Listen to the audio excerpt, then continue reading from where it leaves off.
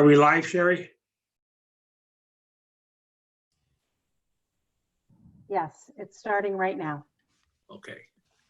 Good evening. The purpose of this meeting is to hold a public hearing on our school calendar. And the meeting is now open. Mr. Hanke. Thank you, President Juby. In light of the COVID-19 pandemic and related planning that's taking place for next year, we are holding this hearing because what we'd like to do is start the school year after Labor Day on September the 8th for the children. That's one major change. The second major change is that we'd also like to, well, we'd have to, under this calendar, do away with late arrival Thursdays to meet the hours requirements per the state of Ohio. Excuse me, I'm looking at my calendar. The 9th of September will be the first day with kids. The reason for this is that there's some unknowns that are happening in terms of what we're going to have to plan for. And we want to make sure that we have our safety and sanitation guidelines in place, as well as our school schedule. And we'd like some extra time to plan for those things. With that, under what we're drafting, we believe that we will be able to actually exceed the hours requirements for the state of Ohio, as well as offer instruction in person, but that may look a little different. And we're not quite certain how yet. That's the gist of it. We quite frankly do not have a calendar per se to share tonight, but under board policy, we do have to have a calendar hearing at least 30 days before the board is to take action to adopt a new calendar. As soon as we have a draft ready, we will present that to the Board of Education for review. Oh, sorry, President Juby, that's it. That's the explanation. Okay, does anybody have any questions for Mr. Hanke? Is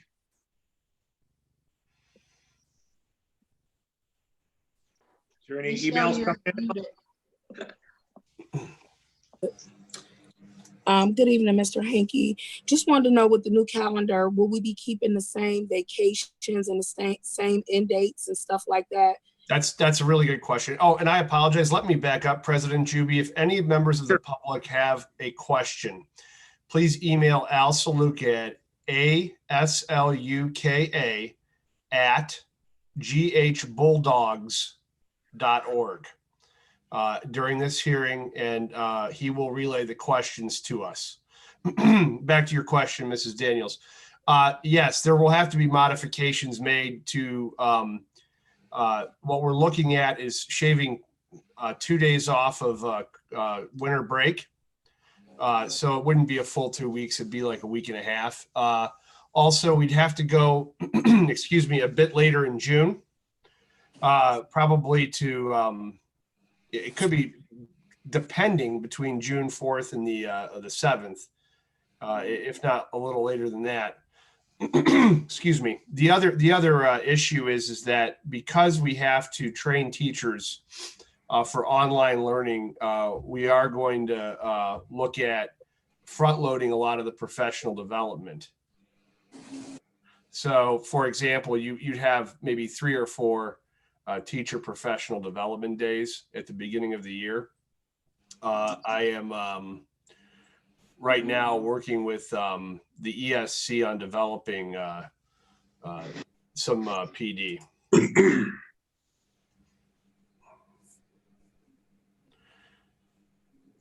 The two biggest changes, at least in my mind, if I were a parent watching this, is the movement to after Labor Day, and also as far as a structure of the school week, the ending of the late arrival Thursdays.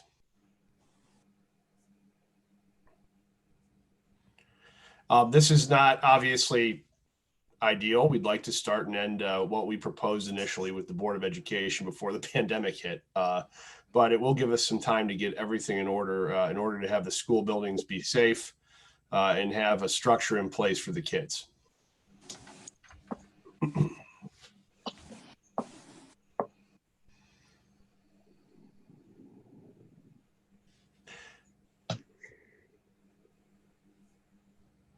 you know when we're gonna have this? You guys have the new calendar finalized for approval by the next board meeting? Will it be the Oh, yeah. next board meeting?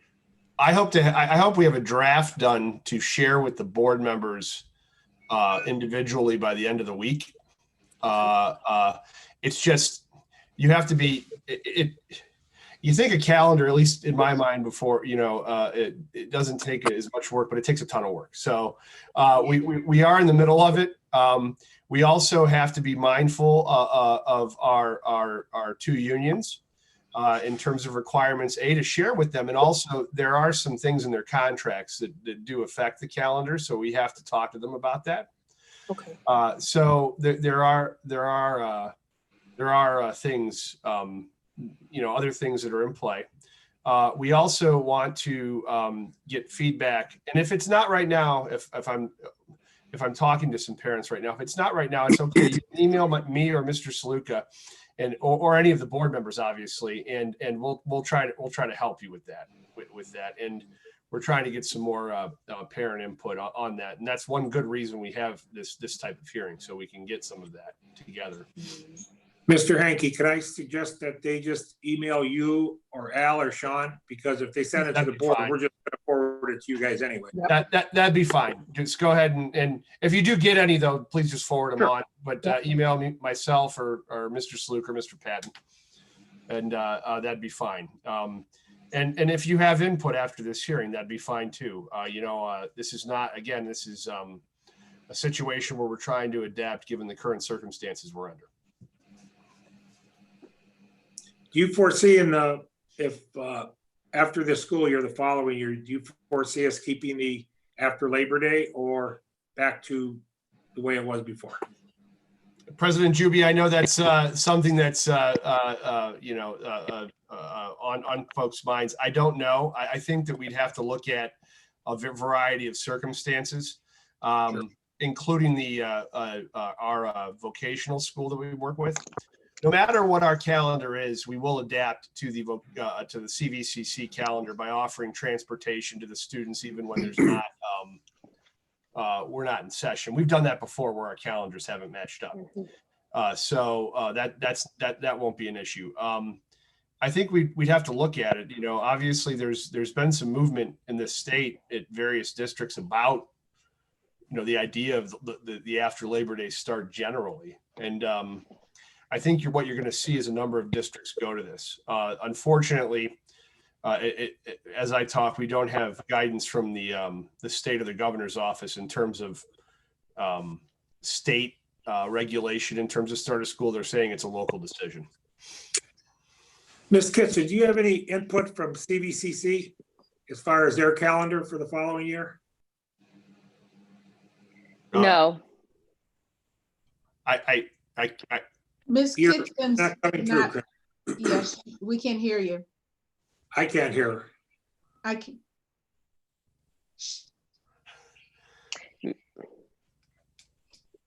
Should she log out and try and log back in? Yeah, because she's not muted. Now She's you're muted. We still can't hear you. Hold on. She wrote in the chat. Someone check the chat, please.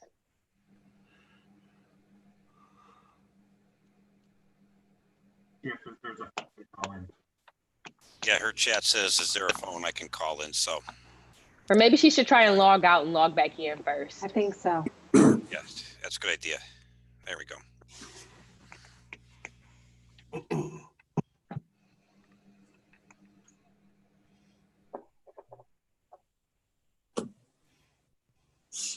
Anything from the parents, Al? No emails, Mr. Juby. Looks like I win my bet, Ashley. What time is it? 5:40. Just wait. They may be a little late. Okay.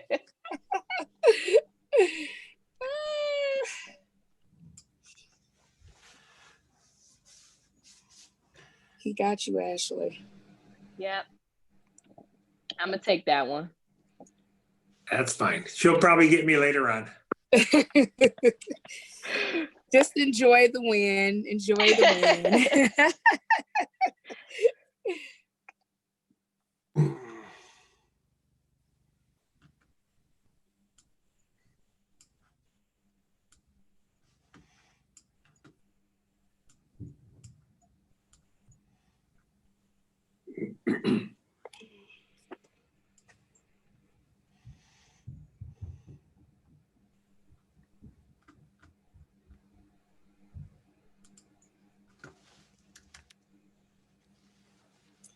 Well, I can say as a parent, I'm glad there's no more late arrival.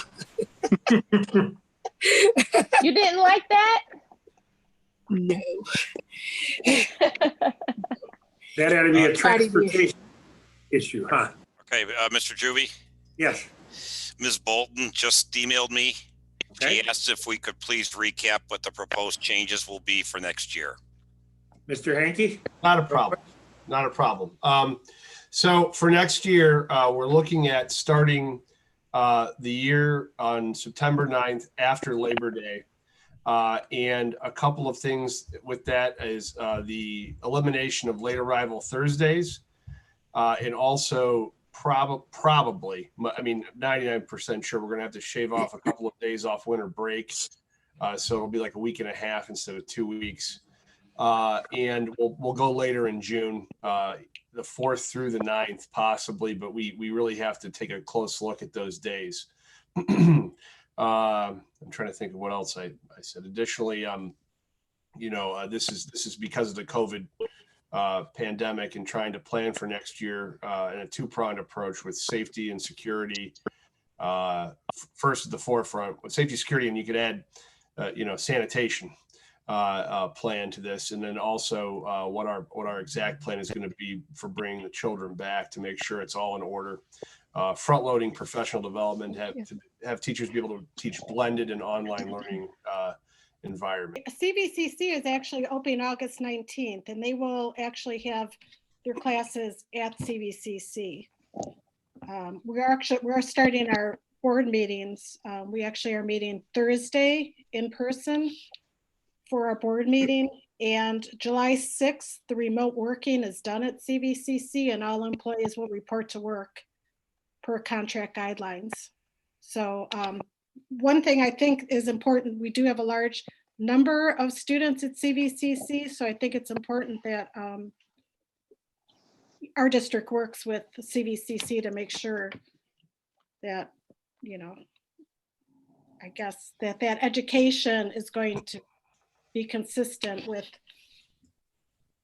for those students attending CVCC. Now, again, this is, we don't know what's going to happen within the next month or so. So there's a chance that things will be remote if there's outbreaks in that. But the last word we heard, the plan was to open the schools. Okay. And our adult education is open. We have adult education programming going on now. Okay, Christine, what happens if all the districts that are in the CVCC decide to open after Labor Day? That's, I would say it's a superintendent discussion between the 8 superintendents and CVCC, which I hope that's a discussion that's going on, because I'm one board member and I really think that's above my decision. Again, this is preliminary discussion, and I don't think it's an easy decision for any of the superintendents, because each community, I fear, is going to want to do something different, because the state is allowing local control, which is good. I kind of wish there were more guidelines from the state so that all districts would have, even within the county, would have some more guideline, which I don't think that's happening. So I can't really tell you right now.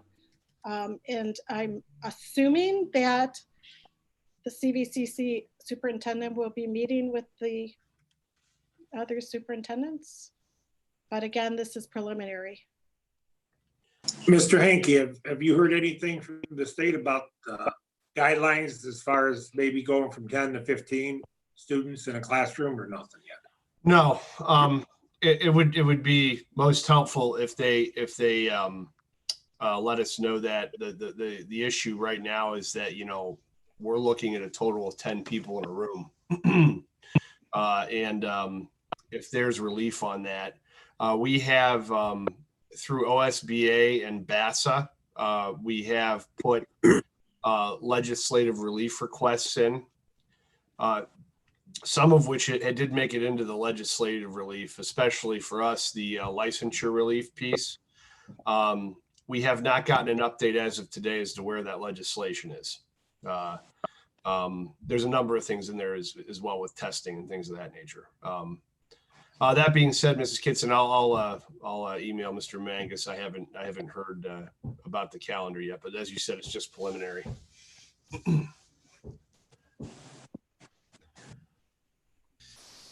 Mr. Juby, Ms. Bolton had another question. Shoot. Will their students have the option of doing online learning, virtual learning? Yes, during my report, I don't want to jump the gun because it's going to be in the official record. I do have a proposal for a fully online digital academy, which is well. Let me just talk about it during the report, so I'm not. But yes. The short answer is yes.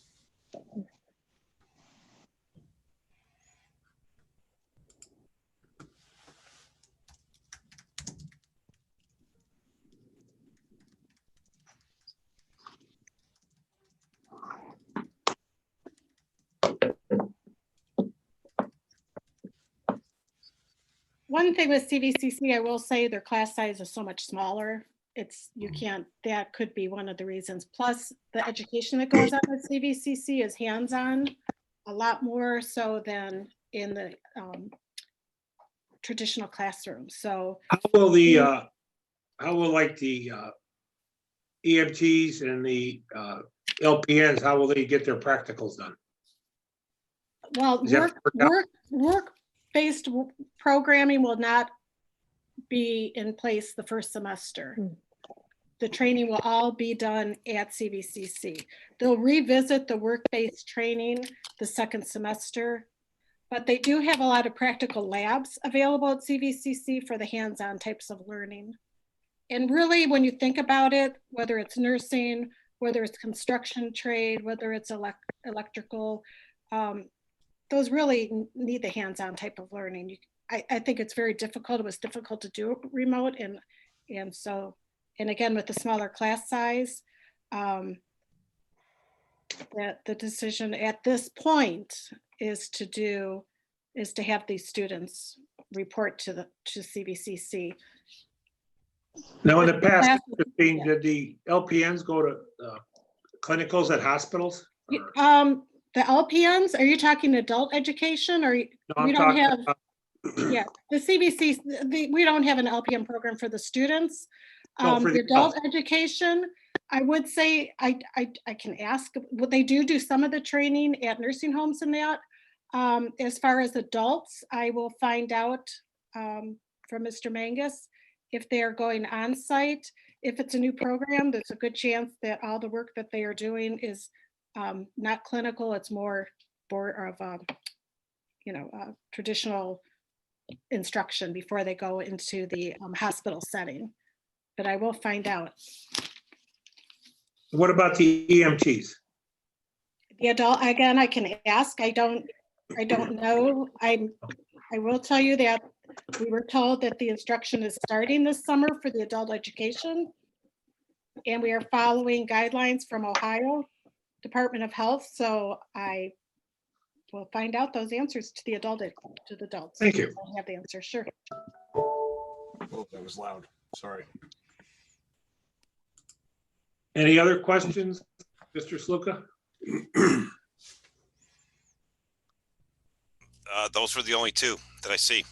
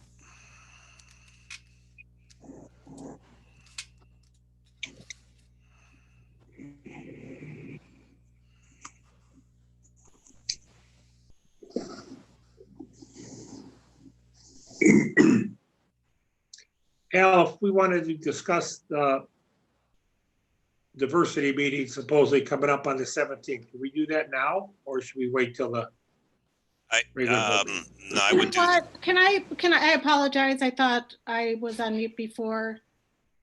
And I guess I take part responsibility. There was discussion, my daughter and some board members and some people in the city were all talking and they wanted to get together the discussion about some sort of diversity meeting. And she's new to this and I didn't want to get involved because 2 board members already were, and I told her we can't all 3 because it's a meeting. I tried to stay back. I gave her some suggestions. I'm not sure what she took and what she didn't take. At this point, there is no meeting with Garfield Heights. I'm getting the feedback that, Garfield Heights wasn't aware, included, whatever, and I totally understand that. So I asked her to just, you have to take GH off. You can't use the logo, and it's a good discussion. And I think when the final flyer goes out, I think the information will be very helpful to our city, to Michigan, to Toledo, anyone, because these types of discussions need to be had. And if she overstepped bounds, she was not trying to interfere or overstep or anything. It's new to her. She's got a lot going on. And I did let her know that the GH logo would have to come off, and GH was not involved. And in the future, anything run through GH would have to come from the direction of Mr. Henke. So I apologize for that. Again, when the flyer goes out, if there's a way it can be disseminated as, a way to bring further discussion, especially I don't know if anyone saw, we were apparently having issues in Garfield Heights with some of our police.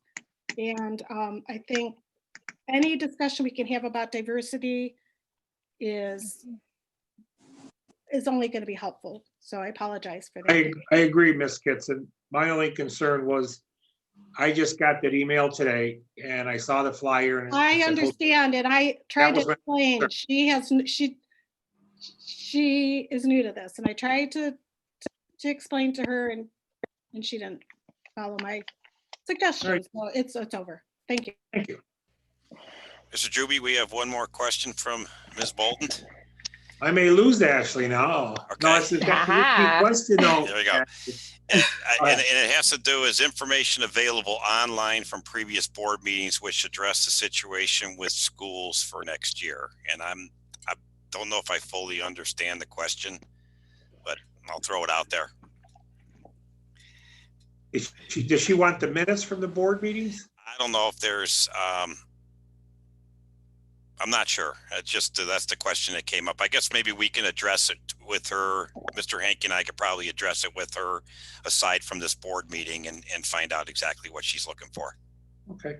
We could do that, get a hold of her tomorrow and maybe drill down a little bit more what the question is. And all of If the that's okay previous with the board board. meetings on Zoom are also on our YouTube channel. So they're there. So, yeah. So I guess we can get a hold of her tomorrow and answer that question. If that's okay with her, since she's watching.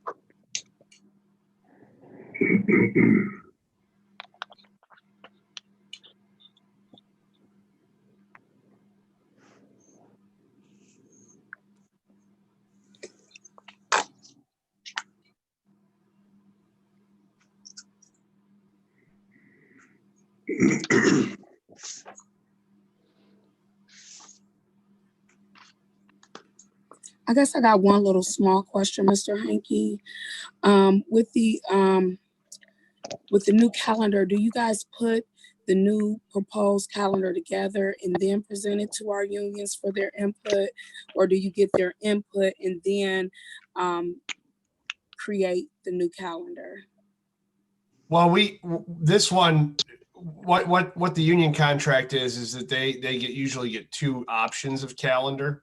This is obviously an extraordinary circumstance. So what we're trying to do, and what I communicated with the union president today, was that we'd have a draft of this ready to go for input from them this Thursday. We have a scheduled meeting with them. Okay. This is a lot different than what we usually do. It's usually done in the winter, early spring, and we have a couple of different drafts for them.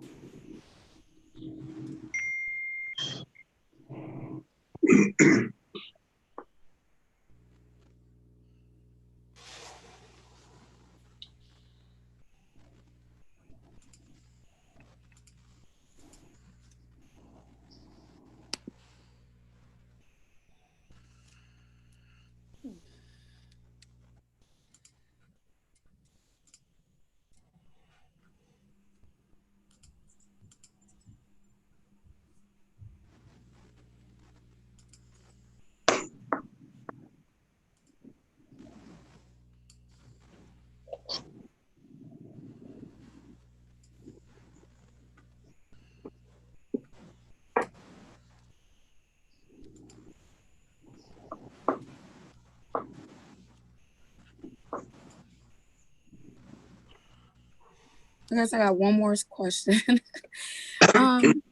Do we have to coordinate our calendar with any other programs like on our board agenda? I seen like the LEAP program, some of our schools that we send our students out to. Do we coordinate our calendars with those programs, or we still have transportation and those other services still ready to go? And I think some of our students go to LEAP halftime, us halftime. So how does that all coordinate with the calendar change for us? And is any of those programs proposing calendar changes this school year? I'll shoot that to Mr. Sluka. Sure. We don't coordinate. Well, basically the calendar's matched until this year. Since LEAP and some of the other programs are for special needs students, we actually coordinate our transportation to meet their schedule. Okay. So if they're going to start earlier, we will start our transportation earlier, and on the other way around, it'll be extra days. Some of the special needs programs actually go beyond year end into June. So we keep that transportation going to the end of June. The hard part this year is going to be LEAP program. We do a food service for them out of Elmwood. So we're going to have to, if they start earlier, we're probably going to have to coordinate some sort of food service program for them. If they start earlier, when we start a little bit later, but that's not an issue. We usually cook that at the high school and ship it down anyway. So we can ensure that they get that food up until we start school. So we usually coordinate our transportation around their schedule. So it doesn't, if they match up, a lot of days they'll match up because a lot of our students, but if there's days that they go and we don't, we continue the transportation. Thank you.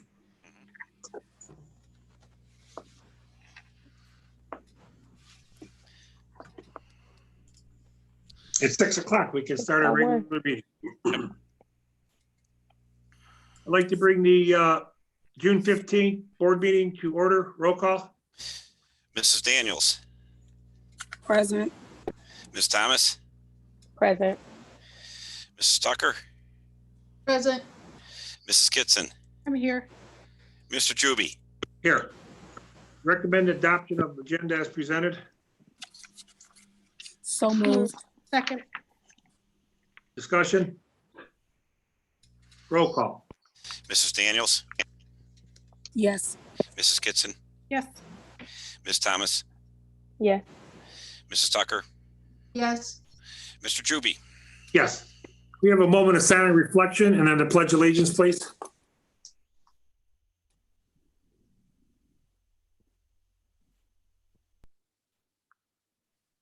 I pledge allegiance Allegiance to the to the flag flag To the of the flag United of the United States. States of America and and to the republic for which it stands, one nation, under God, indivisible, with liberty and justice for all. Reading and approval of minutes. So moved. Second. Discussion?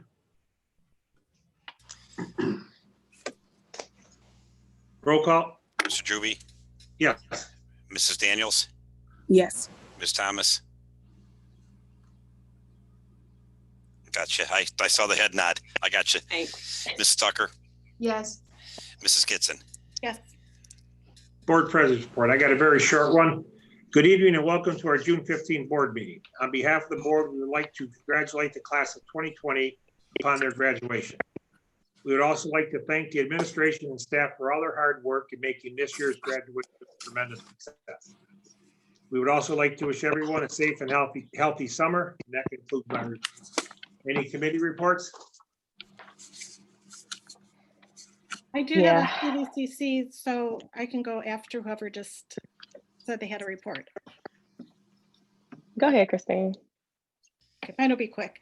And some of this I already mentioned. The work status for CVCC is being changed from remote work to regular work effective July 6th. And contracted employees will be required to report to work for their contracted hours.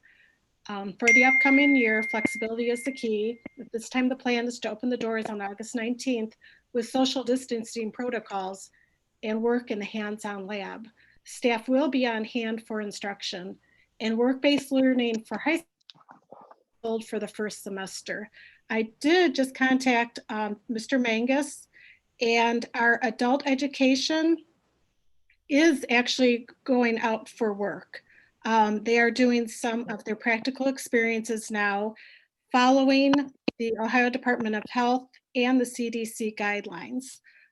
He is reaching out to our adult ed director, and I can get more information, which I will forward to everyone when I receive that. We did receive a phlebotomy certification waiver, so we can do in-person sticks for our phlebotomy program for our health education, and that's for our high school students. So we will have that on hand. And the last thing is our Board of Education will be meeting for an in-person meeting this Thursday to complete the superintendent and treasurer evaluation forms. And that's the end of my report. Thank you. Thank you. Any other committee reports? Yeah, for student activities, again, I just wanted to congratulate the class of 2020. That commencement program was amazing. If anyone was there, if anybody watched it, you caught a glimpse of it. You saw it, you felt the energy, and I'm happy that we were able to all come together for our seniors this year. I do not have an official report from Dale, but football has begun workouts following OSHAA guidelines. There are 3 phases of opening the athletic department back up, but as we all know, those protocols change daily. I've also been in touch with OSBA Student Activity Liaison Committee about the state of student activities for the upcoming school year. I wanted to share some relevant information about a regional meeting that we recently had. So as we all know, sports, performing arts, and other activities are essential to the well-being of our students. As a district, we must continue to place a focus on educating the whole entire student. Governor DeWine hosts the Wellness Fund near and dear to his heart. Some of the suggestions from the conference were to use community assets, always assume that families have positive intentions, make sure that information is accessible and readily available, including constant updates to the district's website, make sure that we are addressing learning gaps and making adjustments to our curriculum as we see fit, possibly having a hotline for parents to call into with any questions relating COVID, and also hosting a parent virtual university to keep our parents informed on changes. We also discussed different learning environments and how looping may have a positive impact on students of color, as well as an increase in teacher effectiveness. We talked about the importance of board representation on the curriculum committee as well.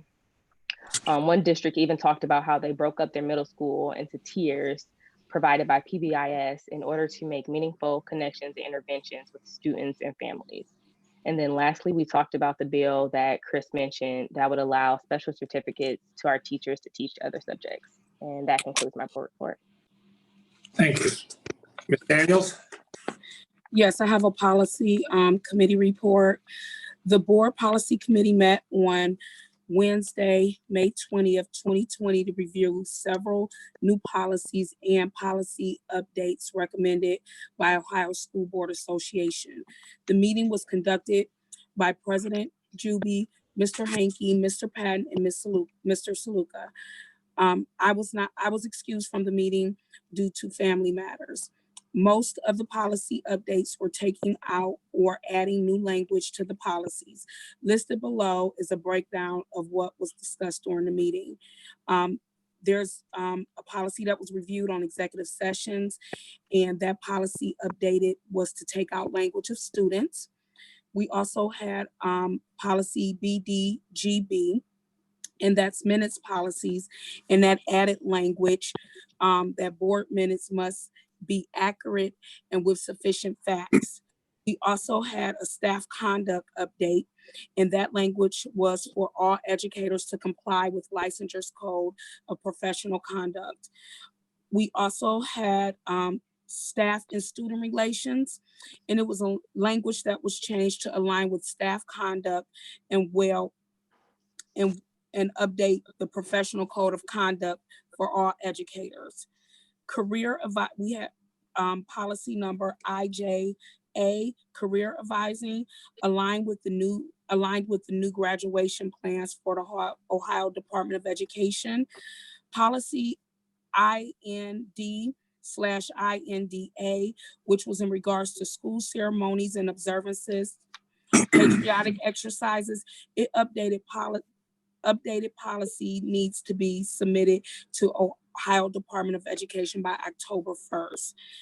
And policy number JED, student absences and excuses, it was updated and changed the language for student absences and excuses from school. Policy JEE, student attendance accounting, it added the language without a legitimate excuse from school. Policy JFCF/JFCFR has hazing and bullying. It added discipline procedures will not infringe on First Amendment rights. Policy GBRA-GBRAR, Family and Medical Leave Act expansion. This is an update to the coronavirus pandemic. We sent this to legal counsel, who looked at the language and made the recommendations for the board to adopt. And lastly, it was policy IKFC-IKF, and new graduation requirements will be put on the July meeting for review. The policy committee hereby requests that the board considers their recommendations and approve the first reading per item number 13 of tonight's agenda. And that ends my report. Thank you, Ms. Daniels. Ms. Tucker, do you have anything tonight or no? No report. Thank you. Under presentations, Mr. Hankey, you want to introduce? Yes, certainly, President Juby. Michelle Henry from the Center for Marketing Opinion Research is joining us. We were able to launch a scientific survey to gauge a number of questions from parents, some of which, actually most of which is relevant to our planning for next year.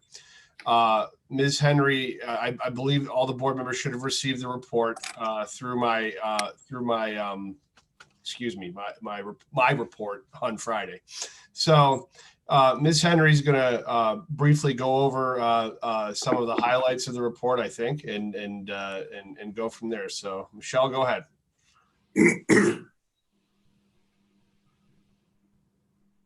Hi, everyone.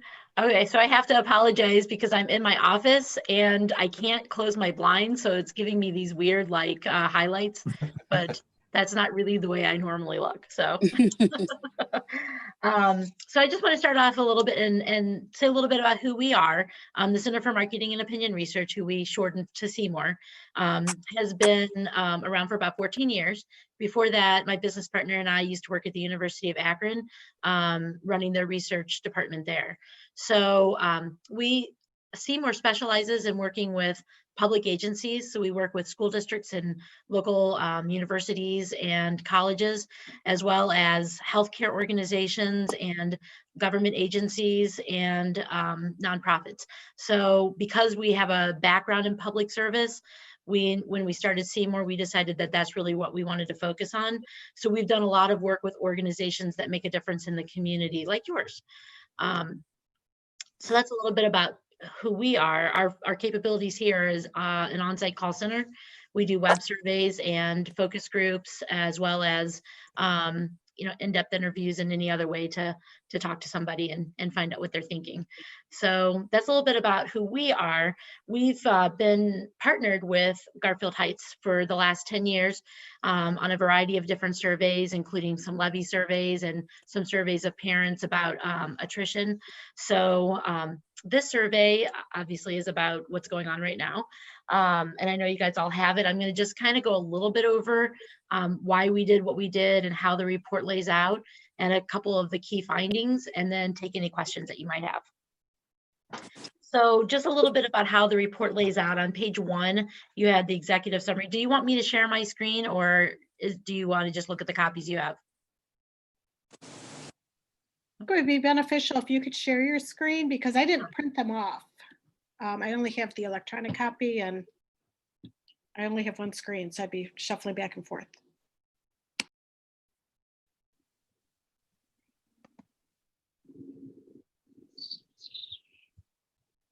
Sorry, I'm going to make you dizzy. Okay. Can you see that now? Mhm. Okay. It's only the second time I've shared my screen, so this technology is new for everybody.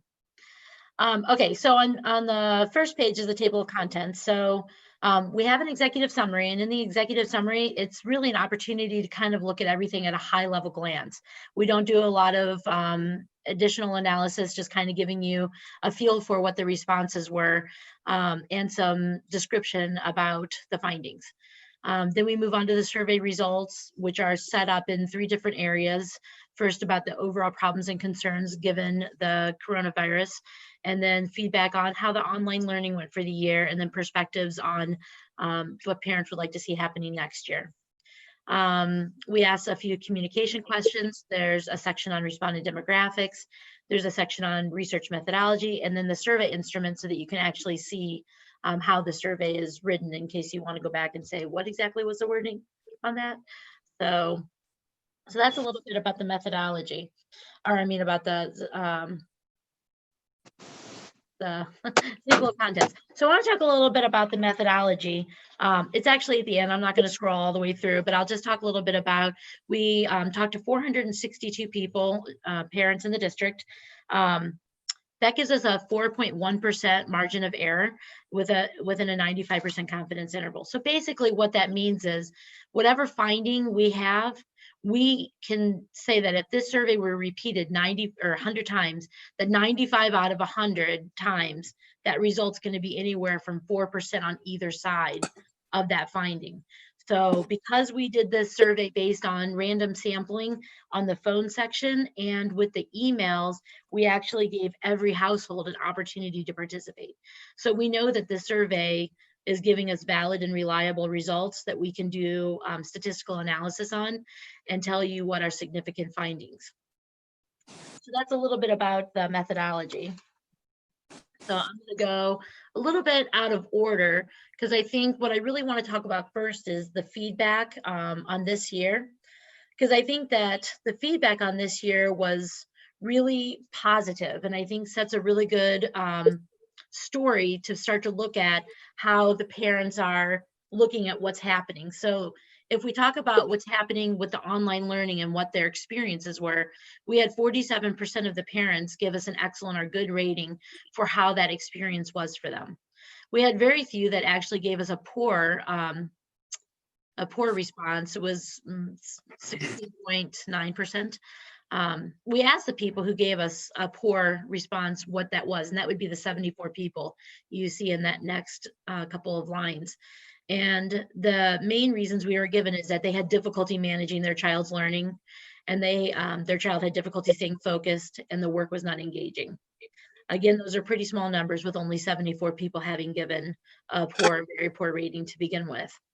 Then we asked them a series of agreement statements that we asked them to agree or disagree on how they felt about a number of different items. These are actually ordered so that you can see the highest level of agreement. So they were most likely to agree that they felt supported by the school district, with 75% saying so, which is a really strong finding to feel like in such a crisis that they were supported by the school district, and something that was so foreign to both them and to the district.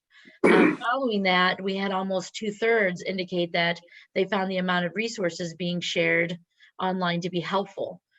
Those numbers start to drop in terms of like finding ease in managing their child's online learning, which was less than half.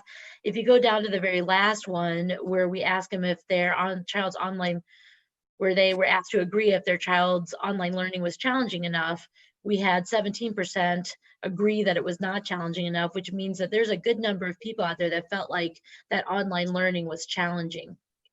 That also is a good finding.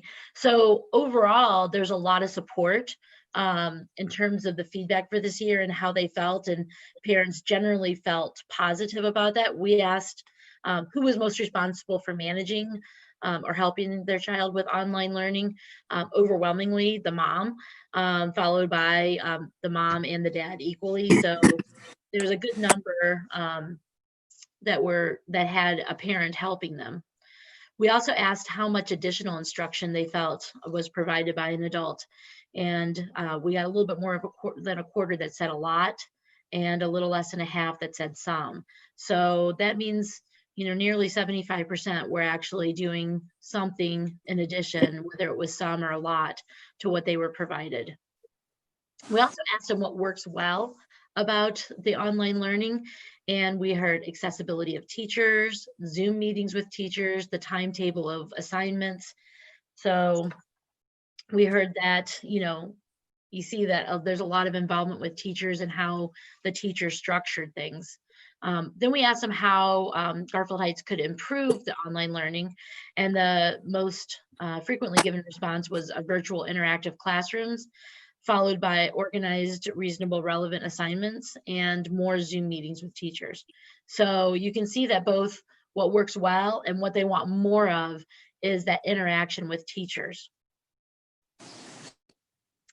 So now I'm going to go back a little bit to what people are worried about now. So looking at the overall problems and concerns, because now we start looking at looked at what happened in this last year. Now we're looking at what they're thinking about right now.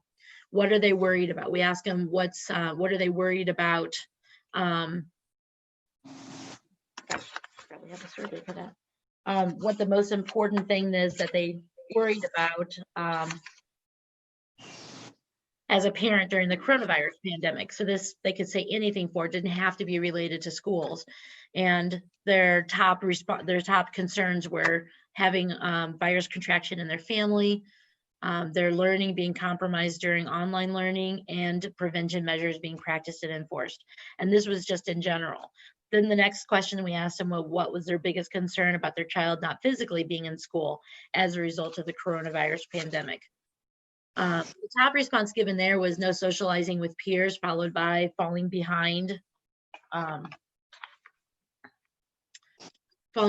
academically, and then lacking instruction time with teacher. Now, as you get further into the report, there's actually quite a bit, because these are just really the top 3 answers, and you can see that those numbers are relatively small, which means that there are quite a few other responses. And when you start looking at all of them together, there's a lot of academic responses in there, as well as the socializing, but there's a lot about them being concerned about their kids and how they're doing academically. We asked them to rate their level of concern on a variety of different areas, and this is the percent that they gave us that were very concerned. Their 69% are very concerned that their child does not fall behind academically. Another 65% are very concerned, and this was only asked to high school parents, were very concerned that their child was on track to graduate. Another 60% were concerned about their child missing instruction time. And then it drops down. Fewer than that were concerned about their child feeling safe and emotionally at ease, or their child feeling bored or understimulated. And they were least likely to be concerned about the cancellation of after school and other activities. So that's kind of where they're at right now. So you can see that there's, with the worried about and the biggest concern about no school, that we're really seeing a sense of worried about the virus and worried about their kids doing well academically, given the situation. So now we're gonna pop over to the perspectives on next year. Sorry, I made notes on my paper, so it's hard to keep track of what I'm talking about there and here. So on the perspectives on next year, the first question we asked them was to rate different options for next year, letting them know that, that the school district was considering different options. We wanted to know what they thought about each. So the option that actually had the largest amount of positive response was a mixed approach for all grades with alternating days. And then followed by in-school learning based on reading proficiency, and then completely reopening with social distancing, or all learning being done online from home, dropping from there. What was least likely to be interested in was completely reopening the schools as they were before, or having K-5 return to school while 6 to 12 continued online learning. We asked them if they'll send their student if the district reopens, and we had less than half say yes. Less than half say not sure, and about 11% saying that they don't think that they would. So we followed that up with asking them why they wouldn't send their child to school if the district reopened. And the top concerns we had were fear of the virus contraction, and preventative measures were difficult to enforce. We asked the reasons for being unsure about whether or not they would send their student to school, and they're concerned about safety and sanitation measures that are in place, status and facts about the virus as the school year approaches, because things are changing so quickly, and school districts plan for the 2021 year. So all of those are considerations that they are thinking about when considering whether or not they will return to school with their student. We also asked them their comfort level with sending their student to school if masks were mandated, and we had more than 2/3 indicate that they would be either very or somewhat comfortable with that. We also asked some questions about transportation and meals. We got about 53% who said that they were either very or somewhat comfortable sending their student, having their student transported on buses that had social distancing. But then when we asked them how they're most likely to get their child to school next year, they were most likely to say that they would drive them, or that they were unsure. And then another proportion of them either had child driving themselves, or they would ride the bus. We asked about their comfort level with participating in activities, and we got more than 2/3 indicated that they were very or somewhat comfortable with that. And we also had a high percentage, about 72%, that were interested in meals on online learning days. So that's kind of the basic executive summary. As you go, I'll go a little bit slower through the report, but I'm not going to go through all this. But as you can see, when you get to the survey results, we only reported the top 3 for the open-ended responses. And on open-ended responses like this, we gave them the option to say whatever came to mind. And then we took that response and we made categories out of them by coding those open-ended responses. So you can see that we had about 143 people say virus contraction in my family. They didn't actually say that word for word, but they said something that indicated that, and we put it into a category together.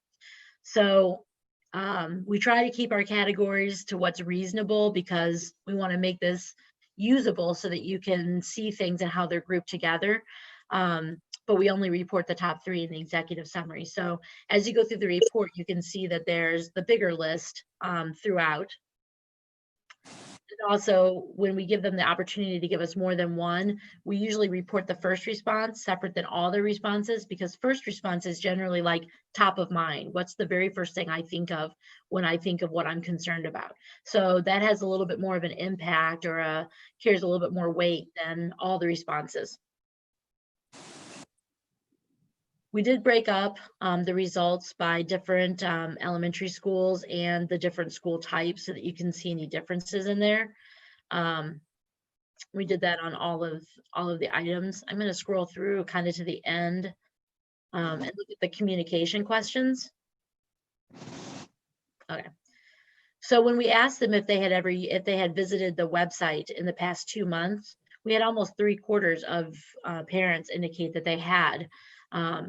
We also asked them how they get their information about the district, and we had a really large number, almost 75% again, say email, followed by the district website, and then dropping from there into social media sites and the district newsletter, and then even less with family and friends and neighbors, which is generally higher, but given the time period, obviously people are less likely to be out and about talking to people.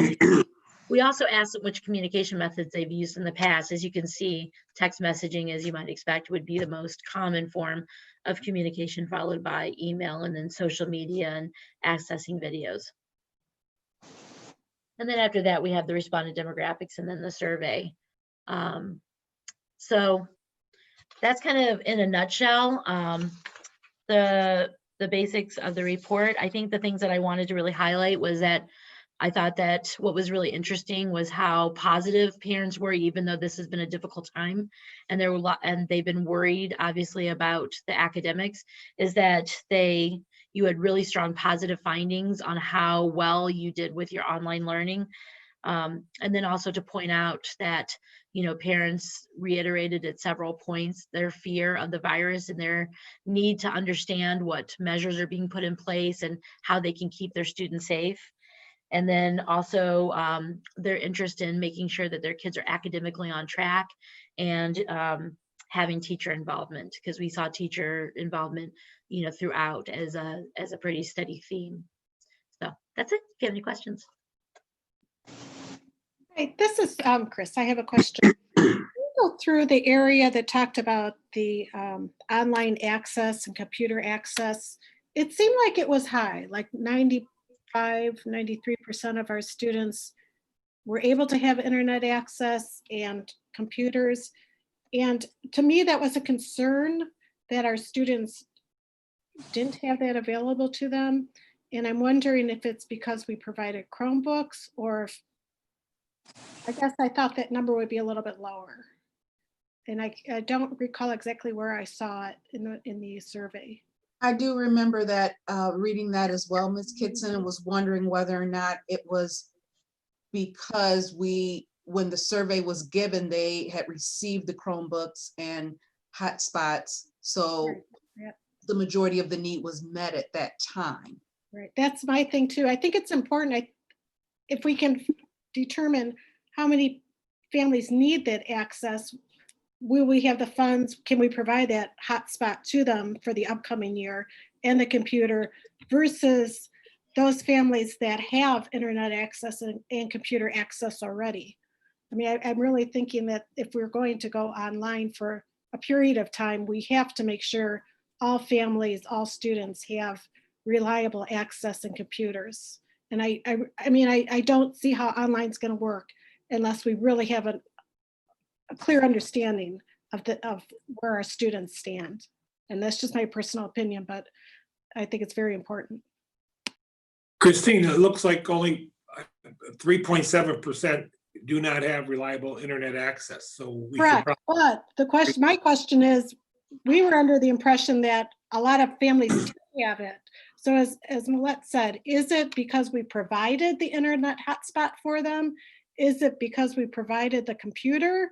Or, I mean, how many families are we going to have to provide hotspots and computers to, versus how many have a computer at home? And if they have a computer at home and they have for students, for children. I think it needs to truly be a one-on-one, which I believe is what the district is working toward. And I just want to make sure that that is the intent.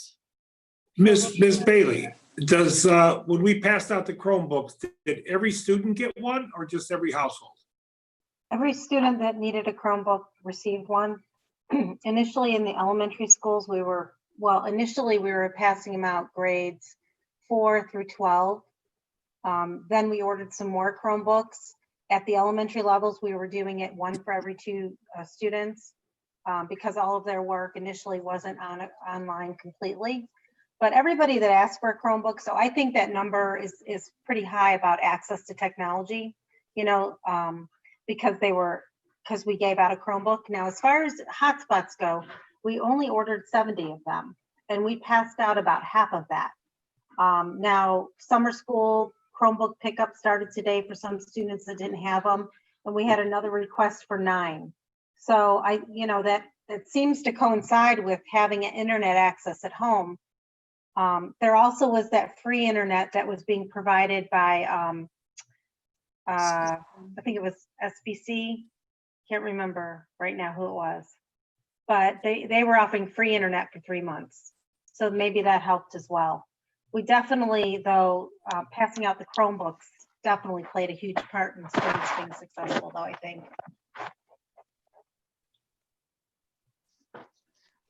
So a family of 4 at home. Could have gotten easily 4 Chromebooks. Okay. Absolutely. Except for if they were very young children. It's possible they got 1 for every 2 children, but potentially they could have gotten 4, received 4, yes. Thank you. Mm-hmm. Any other questions for Ms. Henry? Yes, this is Millette. My question is, compared to some of the work you've done with the district in the past and knowing our demographics, do you feel that the demographics of the parents that completed this survey is a fair representation of our demographics in the school district?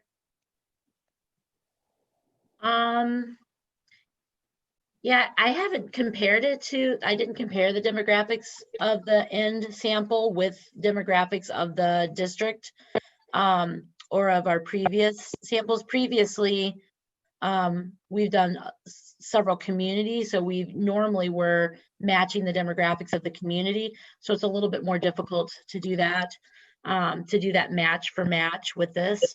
But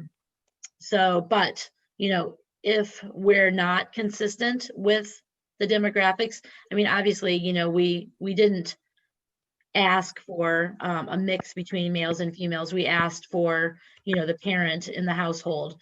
So whoever was wanting to talk about what they did, about their experiences.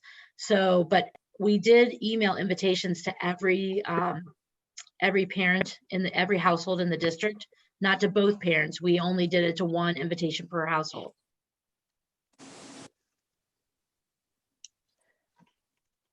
Did they answer the question? Oh, you're muted. You're muted. I just want to make sure that I know that everyone was sent a invitation to participate, and then there were follow-up phone calls. I just want to make sure that the information that we receive is a accurate reflection gives a good balance of the demographics that we have. Sure, absolutely. I can do a little bit of digging around and do a comparison and let Superintendent Hankey know. Sure.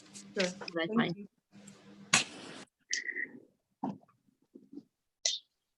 I have a follow-up question regarding that. It's probably a Chris question. I remember we sent out an update to ask parents to update their contact information. Do you know how many or about how many parents updated their contact information, phone numbers and emails?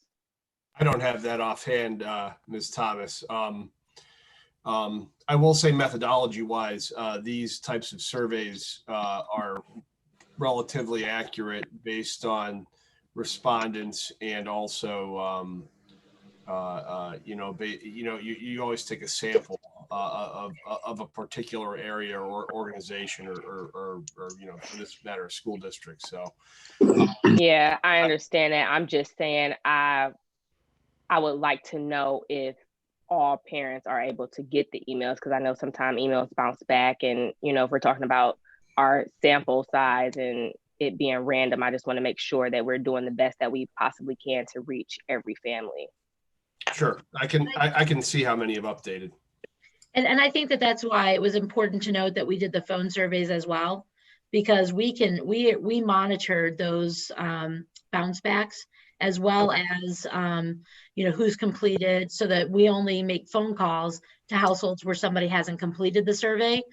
And then we also put extra emphasis on households that didn't have a working email address, meaning that it bounced back to us, and also emphasis on ones that may not have had an email address.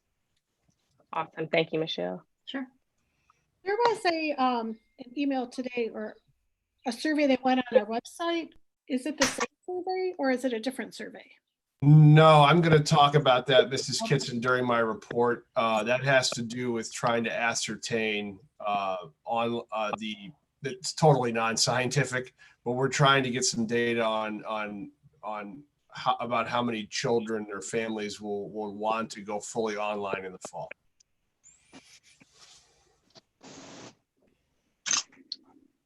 Okay, no more questions. Thank you, Ms. Henry. Really appreciate it. Sure. Thank you. Thank you.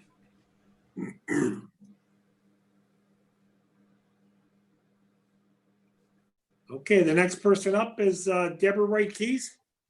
She's still here? There she is. I am.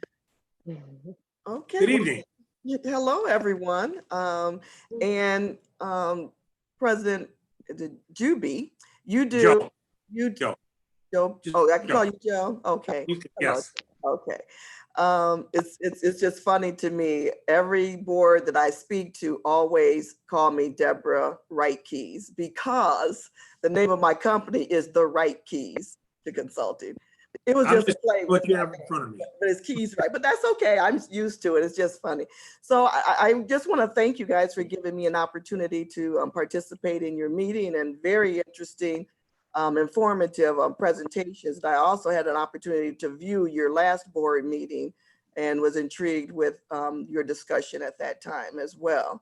So I want to thank Michelle for reaching out to me regarding potential opportunity to work with the team to do some board governance training. I always commend boards for, just recognizing that it's good to have your professional learning. And it's not that a board has to be in trouble. To have board training is something that you should do. You should allow yourself to have at least once a year, sometimes twice a year, your own professional learning, because you don't get an opportunity at the board table to do a retreat type of meeting with each other. And so I appreciate Michelle reaching out to me. And I did say to her, my process would be, I did need to speak with the board president. And so she did tell me that she was going to share the information with you and the superintendent. So I appreciate both of you and the whole board team of allowing me this time to present to you. So I'm not sure how much time I have. Joe, how much time? 10, 15 minutes? Whatever you want, young lady. Okay, because I didn't want to go over yours, because I want to allow you guys to ask me questions. I'm going to share my screen with you with my PowerPoint. It's just about eight slides, and it's just for me to make sure that I stay on task, because I get excited talking to boards and I can just go on and on and on. So I'm going to share my screen, then I'm going to give you an opportunity to ask me questions. So Sounds good. let me see if I know how to do this here. Okay, share. How do I do that? Okay. Where's my? Just trying to see. Oh, wait a minute. I'm going to get there. Wait a minute. This is always the task. Okay. Going to put this back. Okay.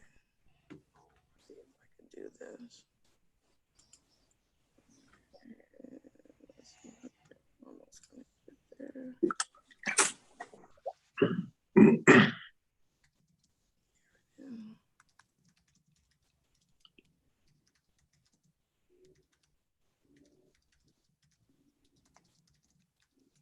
Can everybody see?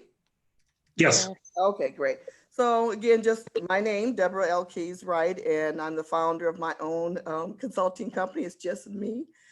Just a little bit of background on me. I've been working with boards for over 20 years. Yes, this is a picture of me. And so I've been working with boards for over 20 years, and I really, really enjoy this work. I've had the opportunity since I moved to Ohio to work with probably about 8 districts just here in Ohio. So this is just a little information about me. I also dabble a little bit in equity versus equality. I do racial equity training. I've had an opportunity to work with AASA, which is the Superintendent's Association, at Howard University. We created an Urban Superintendent Academy, and I was able to actually facilitate all of their board governance sessions with that academy for 2 years before I decided to go out on my own. So just, you know, and that information about me being at the national level as far and the state level. Let me just do this. So I'll move this over here. So again, 16 years at the Michigan Association of School Boards. That's really where my career started, with working with board governance. I was in charge of working with superintendent searches, the conferences, corporate sponsorship. I was pretty much a Jackie of all trades. And so, but I did work with a lot of the large urban districts or smaller urban districts as well, and rural districts, providing board governance training for them. Then I went to the National School Boards Association, recruited me because all of the state associations are members of the National School Boards Association. So they recruited me there, and I was a director of their Council of Urban Boards of Education, and then the director of their equity program, which included the Hispanic, Black, and Native American councils. And that was a really direct focus on addressing equity. And then I had about 110 districts at the national level, but 11 of them were out of Ohio, and those are the ones that you see on the PowerPoint. So I was able to make build relationships with board members even prior to leaving and going out on my own business. And so I decided, because I really enjoyed the board governance piece, that I wanted to do this as an independent consultant. I didn't want to compete with the state associations, and I would be doing that if I was at the National School Boards Association. And because there are, you know, a lot of school districts all over the country, there's a lot of work that needs to take place. So I decided to just do this work on my own. And being here in Ohio, I had an opportunity to present at the First Ring Superintendent's meeting. And out of that meeting, and about 3 years ago, I was able to work with the superintendents from these Ohio districts, reached out to me. And so not only Ohio districts, I work all over the country. I'm actually an equity consultant with the California School Board Association, specifically focused on educational equity. And there's about 20 districts out there. And so here are some other states that I've worked with. And I usually don't just work at one time. I continue to come back because it's really a very systemic approach, the way I do the training.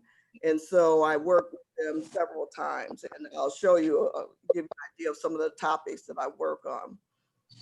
So because effective school board practices, we have to focus on it. I know that you're aware of this, but this is really what I focus on: how the board and superintendent work very collaboratively together, ensuring that the board understands their role and responsibilities compared to the superintendent. And in Ohio, I guess it's the treasurer. I think Ohio, it may be one other state that the treasurer actually reports to the Board of Education. So I always have to remember to include the treasurer as a part of the governance team as well.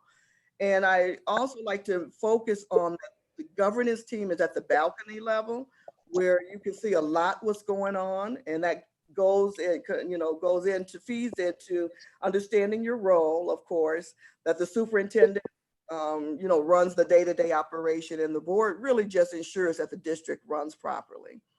And of course, the decision that the boards make will impact, teaching and learning.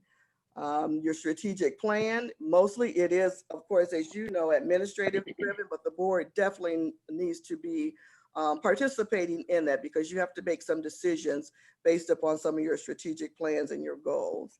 And of course, and I heard someone mention that you were going to be focusing on evaluating the superintendent and treasurer. And so that's very important that the board understands their role in that and be prepared to do that so that the whole team can operate at the highest level. These are some of the topics that I have provided all over the country. What I do also is customized. So I start out with an assessment.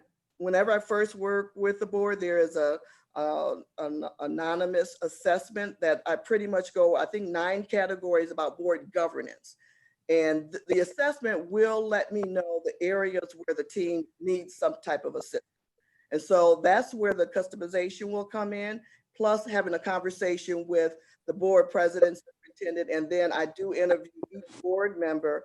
And it is a confidential conversation just to know, to make sure that whatever I customize, that everybody is getting what they need from that. So these are some of the topics, and some of them, and it's not a one size fits all. All the districts that I've been in, over 50 some districts just in the last 3 years, no one's the same. Board governance is the same all across the country, but you have different people governing. And so, and there are different situations, of course, as you know, in every city, every board. You have the larger districts, and then you have the small, and then the ones in between. But everyone's important. Governance is the focus that I really like to make sure that boards are very effective and efficient, because I do remind board members that there are some entities out there that don't value the Board of Education, and they are looking at what can they do to get rid of the Board of Education. And so my job that I take very seriously is to ensure that the board is operating at the most effective and efficient level. And these are, like I said, some of the topics that I focus in on. And of course, because of the nature of this country right now, the situation, a lot of, and I saw the presentation for your last week about your diversity training, and that's awesome. I really enjoyed that presentation. That's important as well, and to focus in on equity. And I've heard you guys talk about that. And, there's this piece about racial equity, which, everybody has to have the conversation. And what I do is create a safe learning environment where everyone can pretty much speak their truth, if you will, because it's for the good of the children. Because only thing I'm focused on is what's best for the children in your district. And when board members take an oath, as you know, you said that you would do the best interest of children. And so if we stay focused on this, teaching and learning is what we're there for. Everybody plays a role. Administrators play a role, from the bus drivers. They're the first person that may engage with the children. And so I paint that whole picture with the board. And so that the board understands every part. You don't have to be an expert at it, of course, but you do need to understand all the intricacies of what's going on in ensuring that the district is run properly, because you have constituents out there who voted for you. But your true constituents are those children who they can't vote for you yet. So you still have to do what's in the best interest of children, of course. And so focusing on your professional development is extremely important. Again, having that time away from the board table. You're not making any decisions. And yes, the retreats are open to the public, but no decisions are being made. But it is creating that environment where we can actually talk to each other to get a better understanding, even understand personalities of each board member, so that you can understand better when there's a real tough decision that have to be made, and you maybe just can't figure out why someone would vote the way they do or not vote. But if you get to know them better, you will understand that. And all of those things that I focus on, board behavior, all of that is because it is so important that all of those things are addressed in order to be an effective board member. because you don't want all of those exterior distractions. And so that's what I've been doing for many, many years. At my focus. I really enjoy working with school boards because the work is important and everybody plays a role. And I totally understand the role of the superintendent. Like I said, I did the Academy for Aspiring Superintendents, totally understand their role, and just help the board and superintendent have a real collaborative relationship so that the superintendent knows exactly what he or she is supposed to do, and the board allows the superintendent. So I mentioned about a survey, and all of this is research-based information, of course, and working at the National School Boards Association. It's not just what we want to do. These best practices have been research-based and they work. So there are districts all around the country where you can see that they have an effective board, and you can really start peeling away to see how are they functioning at that level. And it's because they practice best governance behaviors. And that's basically what it is. And I also infuse, like I mentioned before, the educational equity is so important to know the difference between equality and equity, because as board members, as you know, you have to be making decisions through the equity lens. Everything you do, where the money is allocated, you give children what they need when they need it. So it's not everybody gets the same thing. I'm sure you understand the difference, but we kind of lose that when we start performing our jobs. And so I'm able to walk the board and the governance team, which is the superintendent and treasurer, to see how everyone plays a role, and that you have to start looking at every decision through the lens of equity. And that's for all children, where you can see where maybe we have not been providing enough, even for the children who are at the top. They still need something. You can't stop teaching them. So it's the whole thing, the boat, everybody rises at the same time. And so, like I mentioned, you would be the one helping any concerns that you would have that would help the team.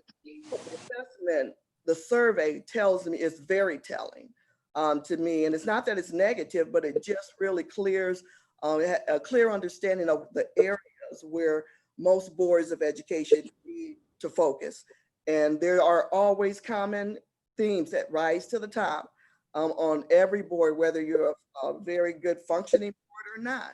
And it's basically, the team building, understanding your role and responsibility, and trust issue. All of those things play a role that will impede you from making decisions for the children. So my job is to just remove all of those obstacles so that you're able to really focus in on the work that you do. So goes the leadership, so goes the district. And so, the superintendent has staff that's depending on, the board knowing the direction that you want the district to go to. And, you can't, of course, evaluate a superintendent if you have not let the superintendent know what your expectations are. What are your goals? What are the board goals? Did we meet our goals? And so, it's so unfair to a superintendent to be evaluated based upon if board members just say, this is what we wanted you to do. Well, you didn't tell the person what you wanted to do, because the superintendent, of course, needs to lead his or her staff, so that they know. But if they view that the board really knows what they want, it's good. Everybody, it's a win-win, and it's triple win for children. Because again, I always bring that back to the core reason, the reason that we're all in this business is to educate children. It's not an option, it's what we have to do. No one gets to opt out of that when you're in this field of work. So I really help the board stay focused on that, give you the tools that you need if there's some areas that you need a little bit assistance, and then take you to a whole nother level of things that you're doing really, really well, because times change. The dynamics of the board will change. One board member comes on, it changes the whole dynamic. So you want to make sure that you have things in place where it really shouldn't matter who's sitting on the board. And I'm even going to push it in even further. It shouldn't matter who the superintendent is, because if you have your foundation of what you want where you want your district to go, and you have your strategic plan, Because just because the people change, you don't change the whole plan. You don't throw it out the window. And so, but that takes time to create that type of culture and at the board level and at the district. So that's work, that's continuous work every single day. And we know that boards change over. Hopefully not as often as superintendents change over, but the boards change over. But someone coming in can see, oh, they have a blueprint. They know exactly what they want to do. Now, how do I fit in? And again, so that's what my role is to do, to continue to keep it going. We're just passing the baton. We, have some hiccups here and there. We just continue. We figure it out and we just continue to go. Because as you know, you are only the Board of Education when you're together. When you disperse, when you hit that gavel, you are an individual board member who cannot make any decisions by yourself. And so that's why it's so important to understand each other when you are the team, when you're sitting at the board table. So that's the work that I do. And I'm very passionate about it. Anyone you talk to will say that. I just, because I still see the children, because we have to continue to be the ones, because they are really the ones who are your constituents. They just can't vote for you right now. So you have to make sure that you're doing what's in the best interest of the children in your district, the children who come to your school. And of course, and we don't want to leave out staff, because you have to make sure that the staff gets what they need to be able to teach the children. So that's pretty much about what I do. So do you have any questions for me? And I'm going to pull it back, so I would really like to see everybody, unless there's something on this, and I can send this PowerPoint to you so that you can have it. That would be great. Okay, so I'm going to stop sharing. I think that's how I do it. Yep, because I like to see everyone's face. That was like drinking through a fire hydrant. But you think about when you drink through a fire hose, you still get wet and you get some water. So I hope I gave you something to quench your thirst, but please ask me any questions that you may have. You got my thing with that last comment, because I was a firefighter for 27 years. So. Oh, wonderful, wonderful. Well, actually, my first career was working with law enforcement, so I totally understand that. Yeah. I appreciate your presentation. I was intrigued by it, because as our district is going, and maybe Mr. Hank or other board members can chime in, is we started on plan for a new strategic plan, but that got sort of waylaid with COVID-19. And we have two very new elected board members that started in January. Mm-hmm. And then we appointed a board member after the death of our board member. I think that was what, February or March, Millette? Yeah. So we basically have 60% of our board is brand new. Mm-hmm. But you're very good. Yeah, and it's so important when a new board member comes, and it helps the board member, because you have to, even though you're new, your first board meeting, the community, they expect you to know everything. So you're going to have to sit there and take it all in, because the district does not stop running just because you're a new board member. And so you have to figure out a way to get everybody up to speed and working together, pulling someone under your wing. Just say, look, I'll take the lead and help you in this area, because it's all for the collective good, because you're the team and you have to make the decisions together. And the three new board members, from my perspective, are a pure joy to work with. They're just wonderful. They're just good. And they're smiling. I can tell who they are. Thank you, Joe. Really mean, they bring a new perspective, which I probably didn't have, because I've been on the board 17 years. So. Well, and I go back and because I study a district before I actually work with them, so I watch how you guys engage with each other, your body language, all of that is what I really watch. And you guys really, unless you're fooling me, you really like each other, and compared to what I have seen. And I've had things where the police were there and had to escort board members or superintendents out of a meeting. So it's always a relief when I can come into something. People really like what they do and they like each other, but everyone has a different perspective or a different way of doing it. But as long as everybody gets on the same road and you're headed in the right direction. Any other questions? Superintendent, I'm looking at you, because since I always like to go to the superintendent, Chris. Sure. It's been, of this board, only two of them were involved in hiring me.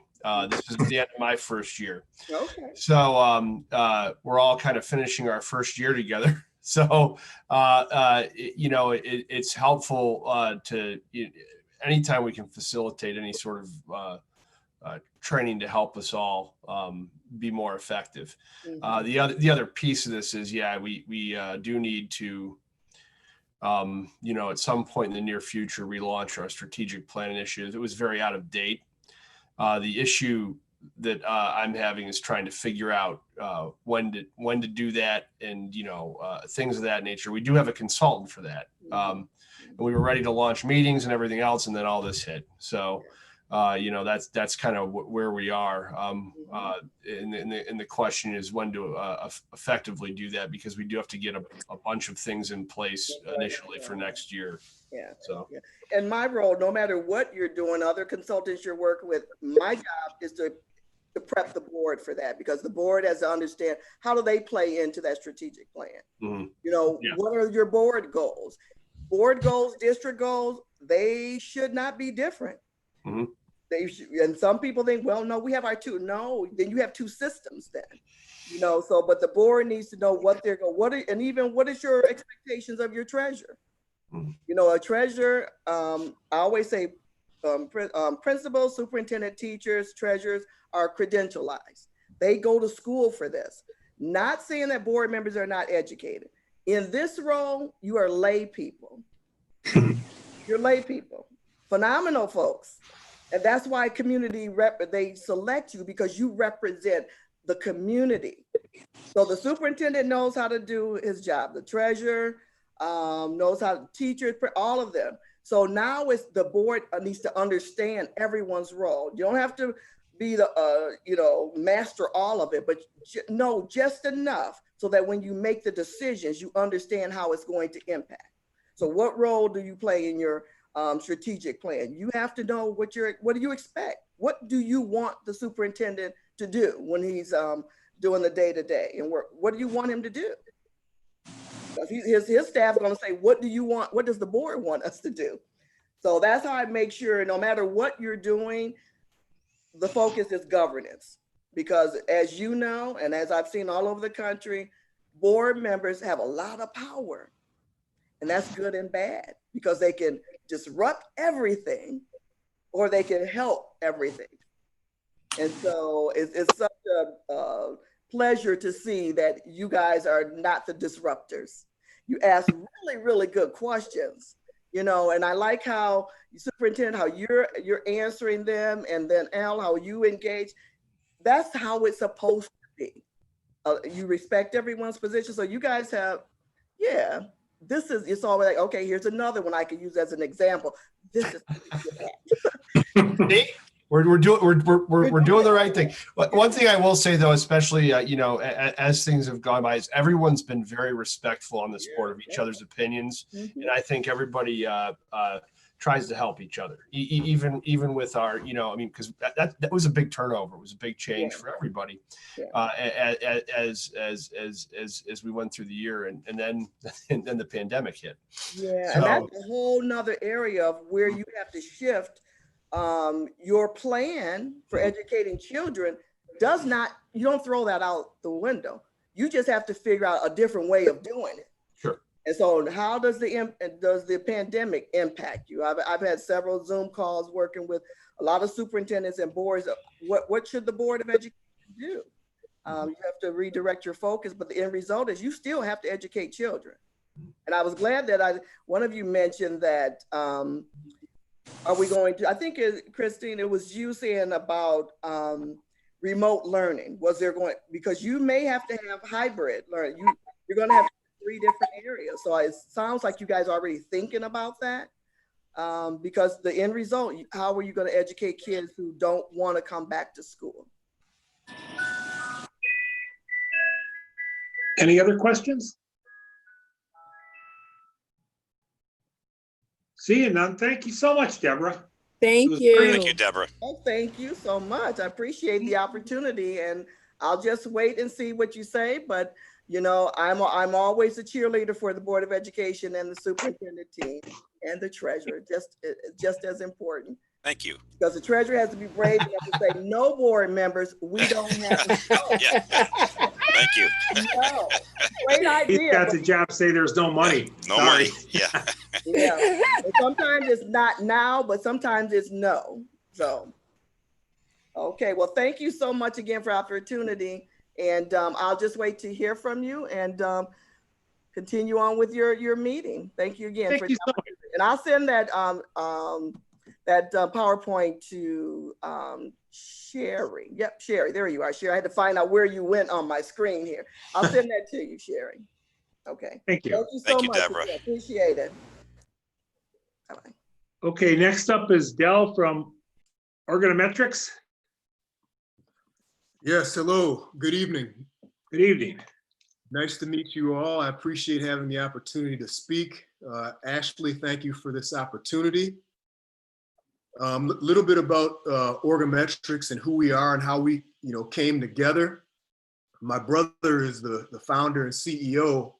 He used to be the vice president of sales for a company called Medtronic here in Minneapolis, where we're headquartered. And he got real frustrated with the engagement studies that they were using because they were not moving the needle. So he grabbed about 4 PhDs and had them put an instrument together to specifically measure alignment.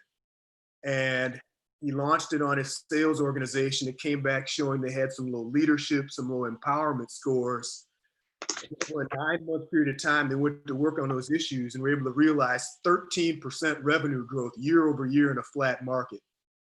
Now, I don't know if you know, but that's huge as an industry leader. So at that point in time, you had something and began to commercialize our tool called Organometrics. And myself, I have a little bit of a sales background, but more of an education background, where I worked with a lot of administrators and saw where they were struggling to get employees to fly information. So I said, we got to launch this tool in the public sector. Fortunately, we did, and we did over 60 different school districts across the country. So what I'd like to do is share my screen,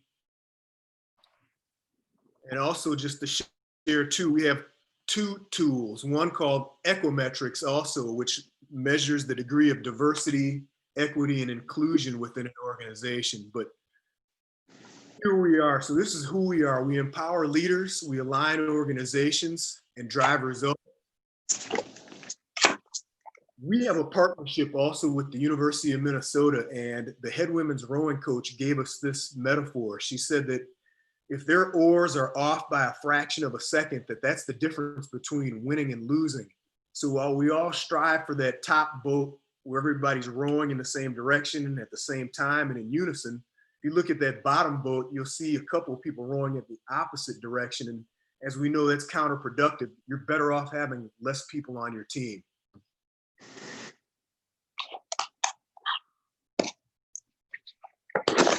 Our process, we want to come in and work with the school board, or actually the leadership team. School board can be included too, which is great, and define what alignment is. Alignment is the strength of harmony between strategy, structure, and culture. So then after that, we want to kick off, launch our 21 question assessment, which only takes 8 minutes to complete. So there's no survey fatigue. And then you get a baseline read of how aligned the employees are to the strategic plan, to guiding principles, or the mission and vision, whichever you choose. Then we want to communicate the findings, plan and execute how we're going to rectify what we found, basically what's underneath the hood, and then use analytics to drive our decision making. So this is kind of a rinse and repeat process. So here are the components that make up alignment. We start off with mission and vision, or strategic plan, because we have to have a direction with which we're going. For communication, what we're looking for there is it bi-directional? For creativity, is there a repository for ideas? We want to capture those. Accountability. Of course, we got to be accountable for our own individual work, but also what we want to know is how well do the teams hold each other accountable? Best practices, that speaks to the humility of the organization. We don't have to solve everything internally. Maybe there's a district, neighboring district we can learn from and replicate. Empowerment. Employees like for their voices to be heard and also to know that they're making a difference. So we take that temperature check there. Teamwork is self-explanatory. Development. Do I have the training necessary to do my job appropriately? You know, if I don't have that training, a lot of times employees will round out their resume and just disappear and not even tell you why they're disappearing. So is that PDP in place? And is it, you know, are the employees able to sharpen the saw? And then last but not least, leadership. Are the leaders in the organization accessible? Are they adaptable? And are they authentic? They also spend more time asking more questions or answering more questions. If they spend more time answering more questions, they are the oracle of information and all productivity has been lost. Also, nothing has been done to foster critical thinking. Any questions here?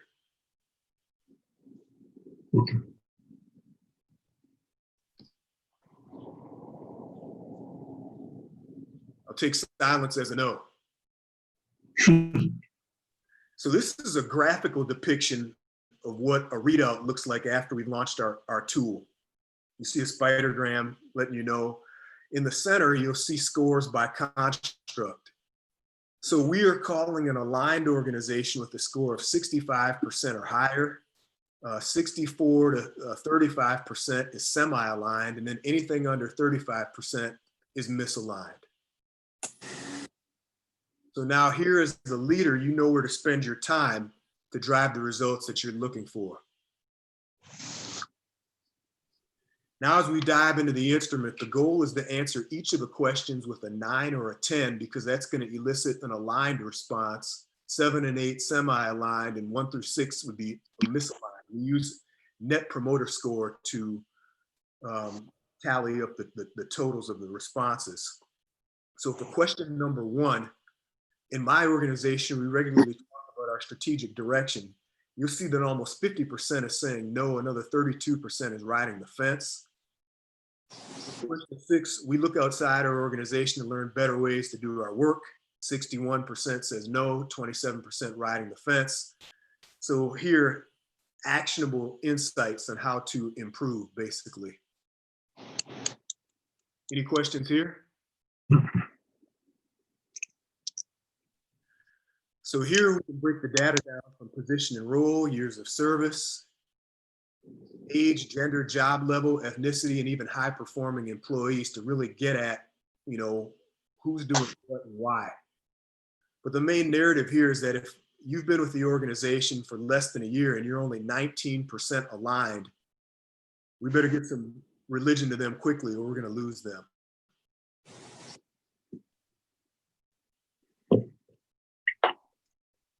This next slide, you'll see the district office has a score of 62%, not uncommon because they're around strategic planning and talking about it more. But look at the drop off from North Elementary at 33% all the way down to West Elementary at 13%. Why is that number so low? Well, I'm so glad that you asked. Here you can see the scores by construct, only 18% accountability, 12% empowerment, 8% leadership, 7% development.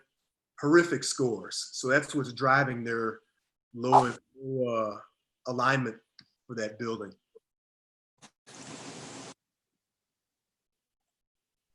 Now this is a word cloud to capture the common themes. There's a write-in section for what I find is very scary, and having worked in the Minneapolis public schools, you know, the mission and vision can usually be pretty easy a lot of times to make sure that students are career ready so that they're successful.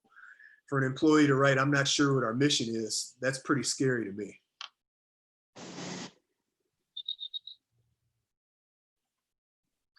Now, this superintendent wanted their leaders kind of going down the y-axis so they could see how they were performing by construct across the x-axis. And clearly you'll see that leader number 5 is the one that's having the most trouble with those very, very low red scores. And that's when the school district says to me, hey, I love this instrument. It's great, but are you just going to leave us hanging? Well, absolutely not.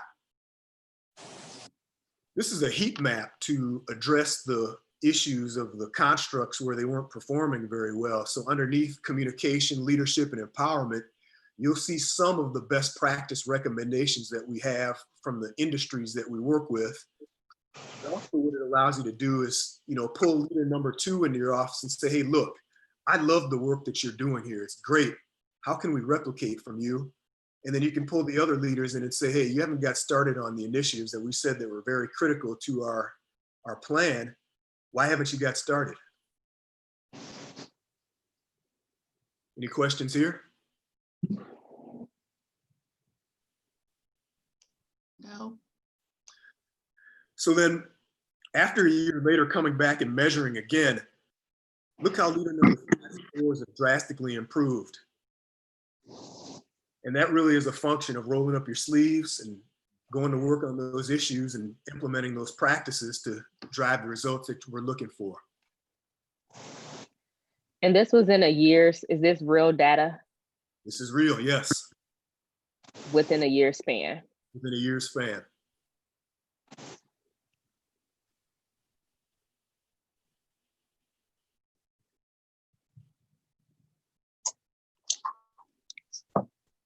Now this slide here is just basically saying that whatever the metrics are that matter to you. So if you want to, track distance learning or the parent survey results that you had, test scores, graduation rates, and Des Moines Public Schools is a client of ours, and they track chronic absenteeism, student hopefulness, and student engagement. And what we're able to do is take by construct and compare that to that raw data and see what trends there are and what correlations there are. And what we found is that as their accountability increased, chronic absenteeism went down, student hopefulness and student engagement went up.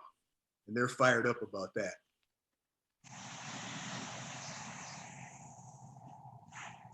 Any questions here?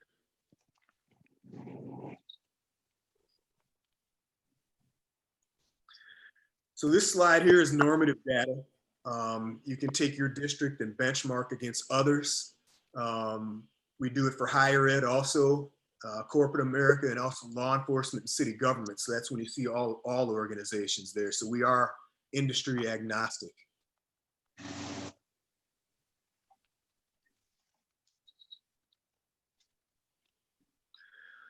And then this slide here is an alignment journey timeline of what it could look like in terms of after a district says, hey, you've helped us really find out what's wrong. How can you help us fix this? This would be an example of what a timeline could look like with some of the activities that the districts engage in to become more aligned.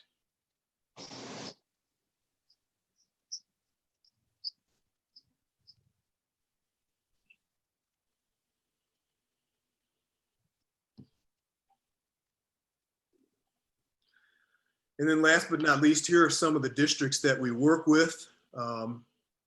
Closely, obviously, to you from a jurisdiction standpoint, Spotwood, Maple Heights. I'm looking to do something with Warrensville real quickly. I'm just started doing work with Youngstown as well. And I've got several other districts that are pending. Like we work with Cleveland Heights as well too. We continue to kind of make our way around Ohio, hopefully. But I'll just kind of stop here and get your reaction to this.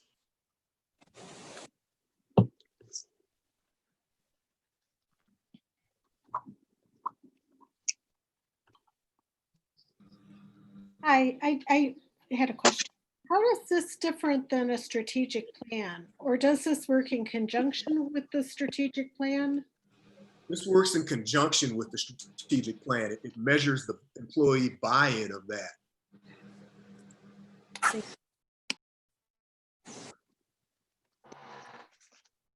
So in regards to that strategic plan, we all know that that's something that is, I'm not muting my, okay.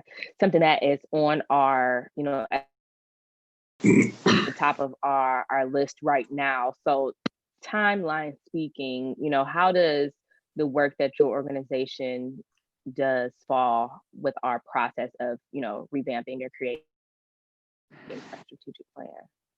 Well, that's a very good question. And I get that all the time. And what I say is that it's always best to get a baseline read as soon as possible, because then you can take that information and apply that to the strategic plan that you're about to write. Otherwise, if you wait, then you miss out on what you can be applying to that. Does that make sense? Yeah. And how long would it take to get that baseline data? Are we talking months? Are we talking weeks? We're talking about 2 to 3 weeks. And I have a question in regards to the baseline data. Would that baseline data come from our administration and our employees? So every employee would take the survey, and the information would come from all employees, all stakeholders, from leadership team to, I mean, I imagine board members could take it too. That wouldn't be a problem, but teachers, bus drivers, engineers, everybody.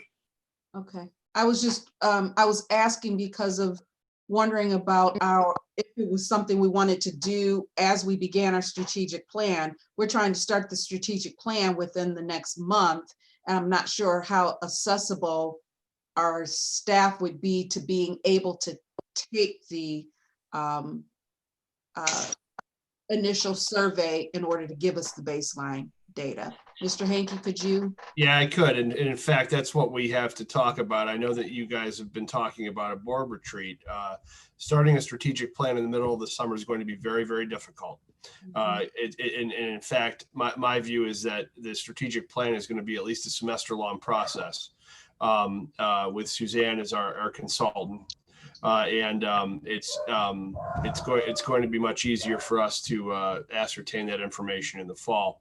Additionally, I will say to the board, just in terms of feedback, we have a lot of things that we have to plan in terms of the opening of school. That's going to take a lot of efforts from our administrators and our teachers. So there's a number of things going on. I just want to caution the board moving forward on a lot of things at once, making sure we have a balance. Mm-hmm. Thank you, Chris. Any other questions for Del? Well, thank you, Del. Appreciate it. Thank All right, you. Thank you very much for your time, everybody. Have a good evening. You Thank too. you. Thank you.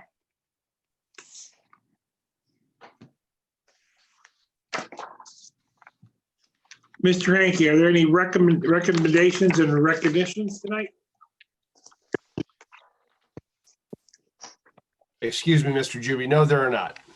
Okay, superintendent's report. Thank you, President Juby.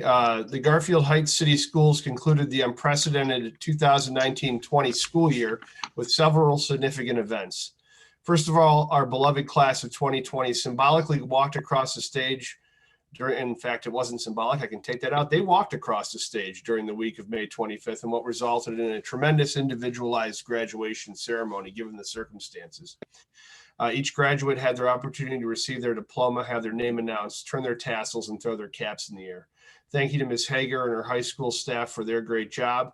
I also want to give a special thanks to Mr. Fruits, who produced our virtual graduation ceremony. I know it was a little stuttering last night, but they got it all done and uploaded, and it was really cool. And I don't think anybody had their whole class together, which, by the way, was just virtual, but that was pretty neat. And also thank you to all the board members who attended to show their support. Student pickup of final materials from their respective buildings also took place during the week of June 8th, and the teachers and staff members did an amazing job assembling leftover materials. Thank you to everyone who participated. Thank you also goes out to GHTA for your continued support in this effort as well. We couldn't have done it without our teachers helping to get all of our materials back to our students. Next, please keep in mind that Garfield Heights City Schools is taking appointments for enrollment and registration through June 18th. I would like to say, just as an effort for parents to help us, if you do make an appointment, please try to keep it. We are trying to make sure we get everybody registered that we can. Those interested in registering must first make an appointment by contacting the main line at our board office at 216-475-8100 to schedule an appointment. After June 18th, we will still be taking individual appointments, and we will make arrangements. Given the COVID-19 present circumstance, no walk-ins are permitted. Simply call to make an appointment. You'll be on your way. In terms of recapping the latter part of the 1920 school year, I want to briefly share some departmental statistics for the board's knowledge and information. From a teaching and learning standpoint, Mrs. Reisland is working virtually around the clock to prepare for a curriculum standpoint for the 2020-2021 school year. One point of update for the board is that we have actively been working on a 100% completely viable online learning platform for students who do not feel comfortable returning to the classroom.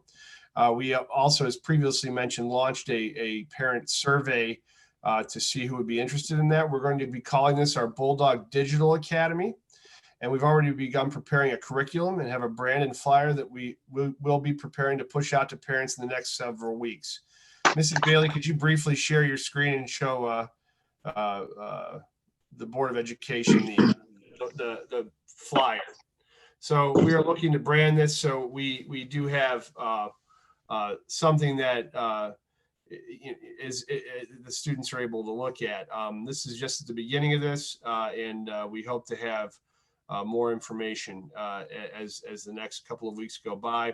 One of the first things the Board of Education will see will be a posting for an administrator for this program. Mrs. Bailey did update me just in the last couple of minutes that there were about 120 parents that have completed the survey. 56% said they'd be interested in an online only program. Thank you, Mrs. Bailey. Can you take that down so I have my report on my computer screen? Thank you. The Special Education Department is closing out the 2019-20 school year and preparing for the 2020-21 school year by finalizing progress reports and an IEP and ETR compliance from the 19-20 school year. They're reviewing Branching Minds data to ensure all students with disabilities were provided specially designed instruction to the best of our ability during the fourth quarter using the virtual platform, and continuing coordination of our out-of-district placements. The preparation for the 2021 school year includes developing class lists for 2020-2021, preparing progress book, special services records and documents for migration to our new computer program system in July, and providing professional development opportunities for special education staff on using the new progress book suite and preparing the IDEA budget. Pupil Services Department, they've been busy working to pilot a program through TransUnion to improve the efficiency of residency checks. They are also collaborating with various mental health agencies and providers since March and throughout the school closings to confirm that their services will still be available to us through Zoom and or on-site once school starts up again. There have been multiple meetings with Jessica Walters from Big Brothers Big Sisters and her staff about the programs we'd like to provide to our students and families once school begins again, and even online if possible. They continue their work with Belfair about continuing to provide services for our staff about sex trafficking, and we'll have more information in the near future. Dr. Dupree has been meeting with Mike Conabear from the Boys and Girls Club of Northeast Ohio, along with other board members about bringing a Boys and Girls Club program to Garfield Heights, and they're moving along nicely. Dr. Dupree and Gina Wilson will be meeting next week with the staff of the Boys Hope, Girls Hope program. It's located in Garfield Heights, and they're going to be working with our students year-round, after school in the evenings and during the summer, to provide students with academic support, social emotional support, and college and career exploration opportunities. From a technology standpoint, once the governor closed all public schools and instruction was going to be completed entirely online, Mrs. Bailey and her team quickly mobilized to provide our students with the resources they would need at home, including more than 1,800 Chromebooks to families in grades K through 12. The district secured hotspots for those families that did not have internet access, and both Chromebooks and hotspots were delivered to families if they were unable to pick them up. We provided phone support to families at home who could not get their devices to work for various reasons. Staff members were also supported with Chromebooks, and we set up laptops for the administrative support staff and building secretaries if needed to work from home. With the amount of free resources for teachers, the technology department set up a Padlet so they could go to one place to view them. The technology staff assisted teachers and staff with any technical difficulties they had. Members of the tech team passed out Chromebooks through the second week in May in conjunction with the grab-and-go meals at the middle school. For communication, staff use Google Meet or Zoom to communicate with students. We purchased Zoom licenses for all administrators and teachers so they could have secure sessions. This is a summary from several departments that represent what have been done in light of COVID-19 and what is still in progress. Let's take a look ahead at the forthcoming school year, beginning with some important information from Mr. Saluka relative to facilities participation. Facilities preparation. We're exploring using thermal imaging of students and staff for a cost of $45,000 for all 5 school buildings. Students and staff will be thermal imaged upon entering the building. Body temperature will be shown if above set points. A second test will be performed with a non-contact thermometer. We're looking at ionizing our airflow. Ionization units will be placed in each of the building's HVAC systems, and as airflow passes over them, air will be ionized. While there is no direct evidence that this kills the coronavirus, it has been proven to kill all the other types of bacteria. We are currently seeking quotes from vendors for this. Daily cleaning staff may be hired to wipe down frequently touched surfaces all day in all buildings. It will be one of the major parts of their day. Sanitization centers will be strategically placed throughout the building. Supplies have already been ordered for that. Masks have been ordered and purchased for all students and staff. I might add, backpack misters, meaning these are misters that an employee wear on their pack so they can mist down classrooms in a matter of minutes, and then they don't have to wipe that down. They just are able to disinfect classrooms very quickly. We're looking at a reconfiguration of traffic flow and classroom setup that will be in place once the reopen plan is determined to maintain social distancing guidelines. In terms of transportation, Mr. Saluka and his team are actively working to move all routes to the state minimum 2-mile limit, configure all bus seating to meet social distancing requirements, look to cluster families together regardless of the school they attend, and spray down all buses after every route. Relative to food services, given the guidance we have right now, we're going to go to a grab-and-go breakfast and lunch. Before we just said grab-and-go breakfast. Cafeterias will have no sit-down eating. Food will have to be consumed in the classroom. These items are actively being addressed and will continue to be the topic of discussion in our COVID-19 task force, which has met on a weekly basis since April to adapt to orders given by the governor, ensure safety, make plans, and respond to the daily changes during the coronavirus pandemic that closed school. This is a dedicated group of individuals, and they deserve our gratitude. The task force also recognizes that their job is not over, but in many ways is only just beginning. As the Garfield Heights City Schools prepares for the 2020-2021 school year, the COVID-19 task force will continue to meet as it prepares and plans communications for the items listed above. We plan to share this information with the community throughout the summer months as we await final directives from Governor Mike DeWine about the 2020-2021 school year.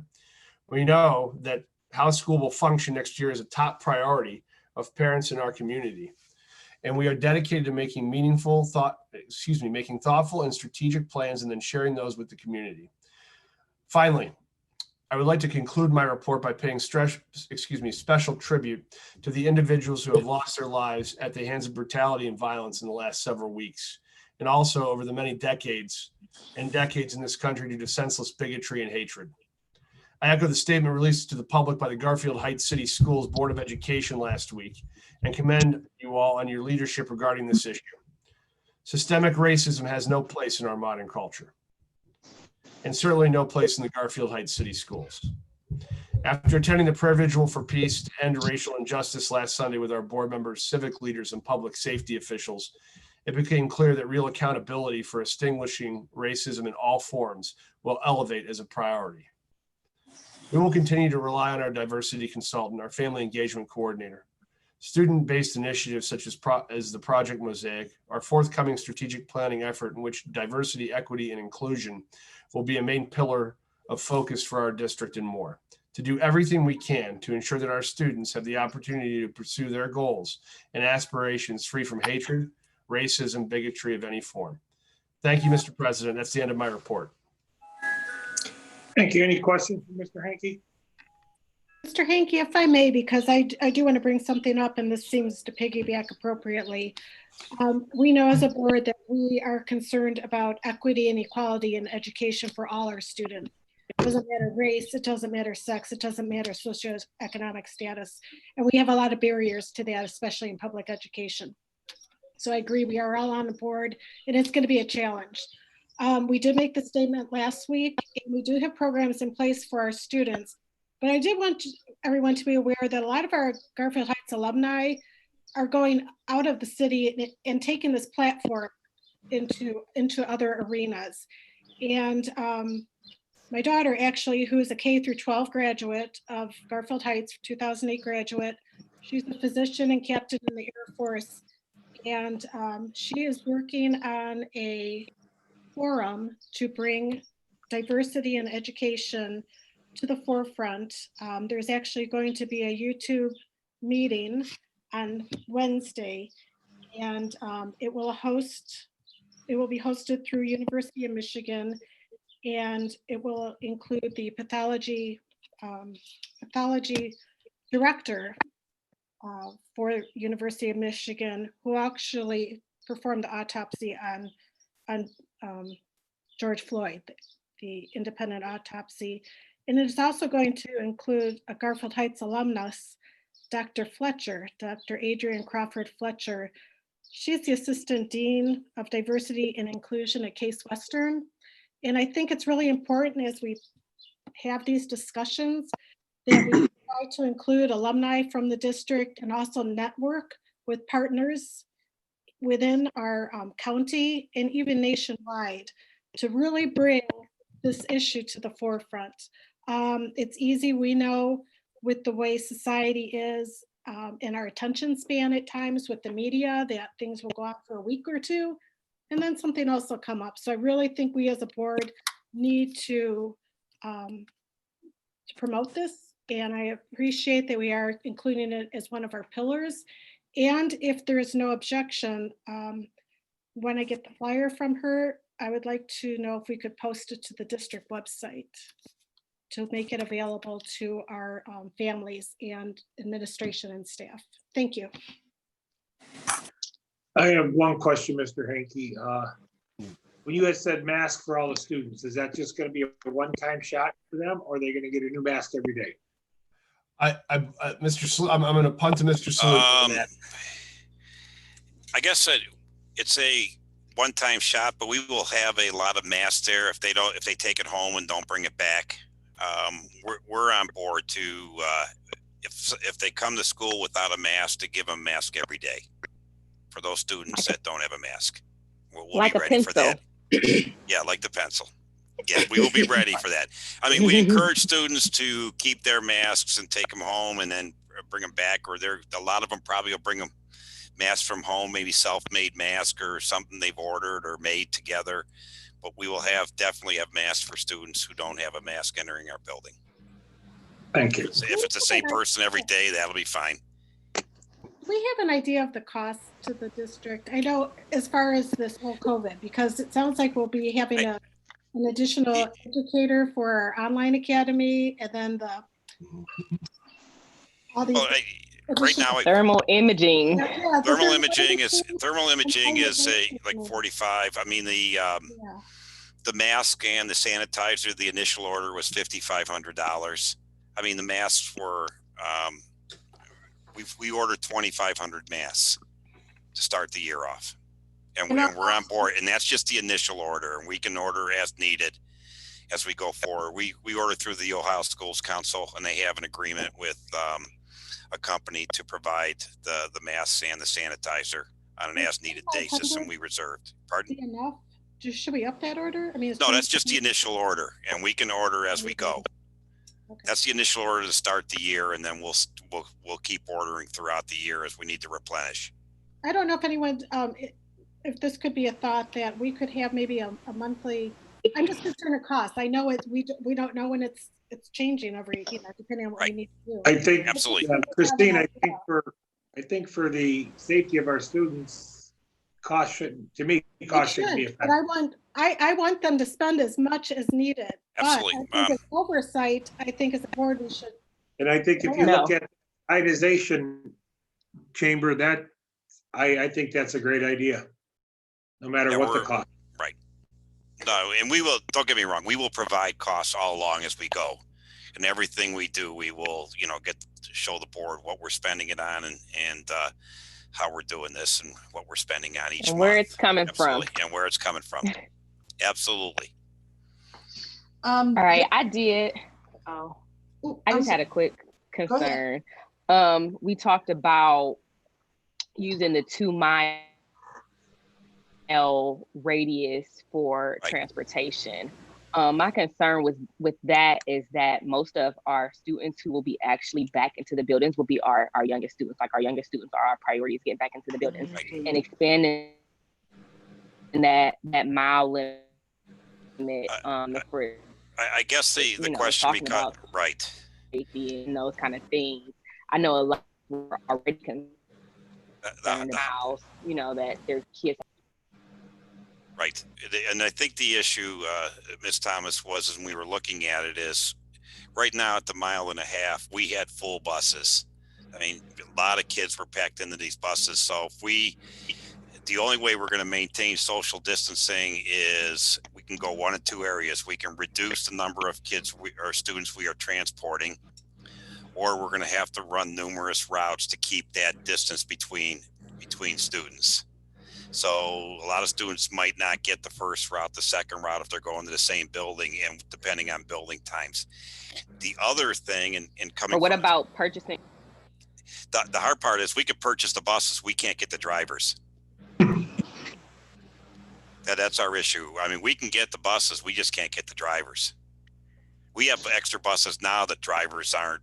We can't hire drivers. And that's the issue. And we seem to lose, so when we hire one, we lose some. It's just that's our challenge right now. Are van drivers and bus drivers, do they all have to go through the same certification? No, bus drivers have a more stringent certification than a van driver.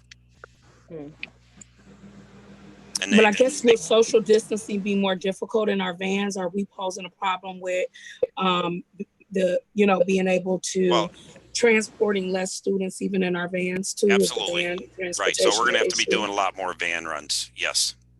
Okay.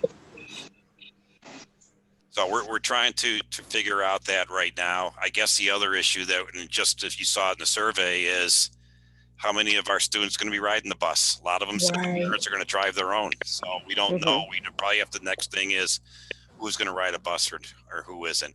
Yeah, and our digital academy enrollment too will play absolutely a big deal in that. Mr. Hanke, I had a quick question. Is the Bulldog Digital Academy K-12? Yes, it will be. And will it be able to accommodate special education students?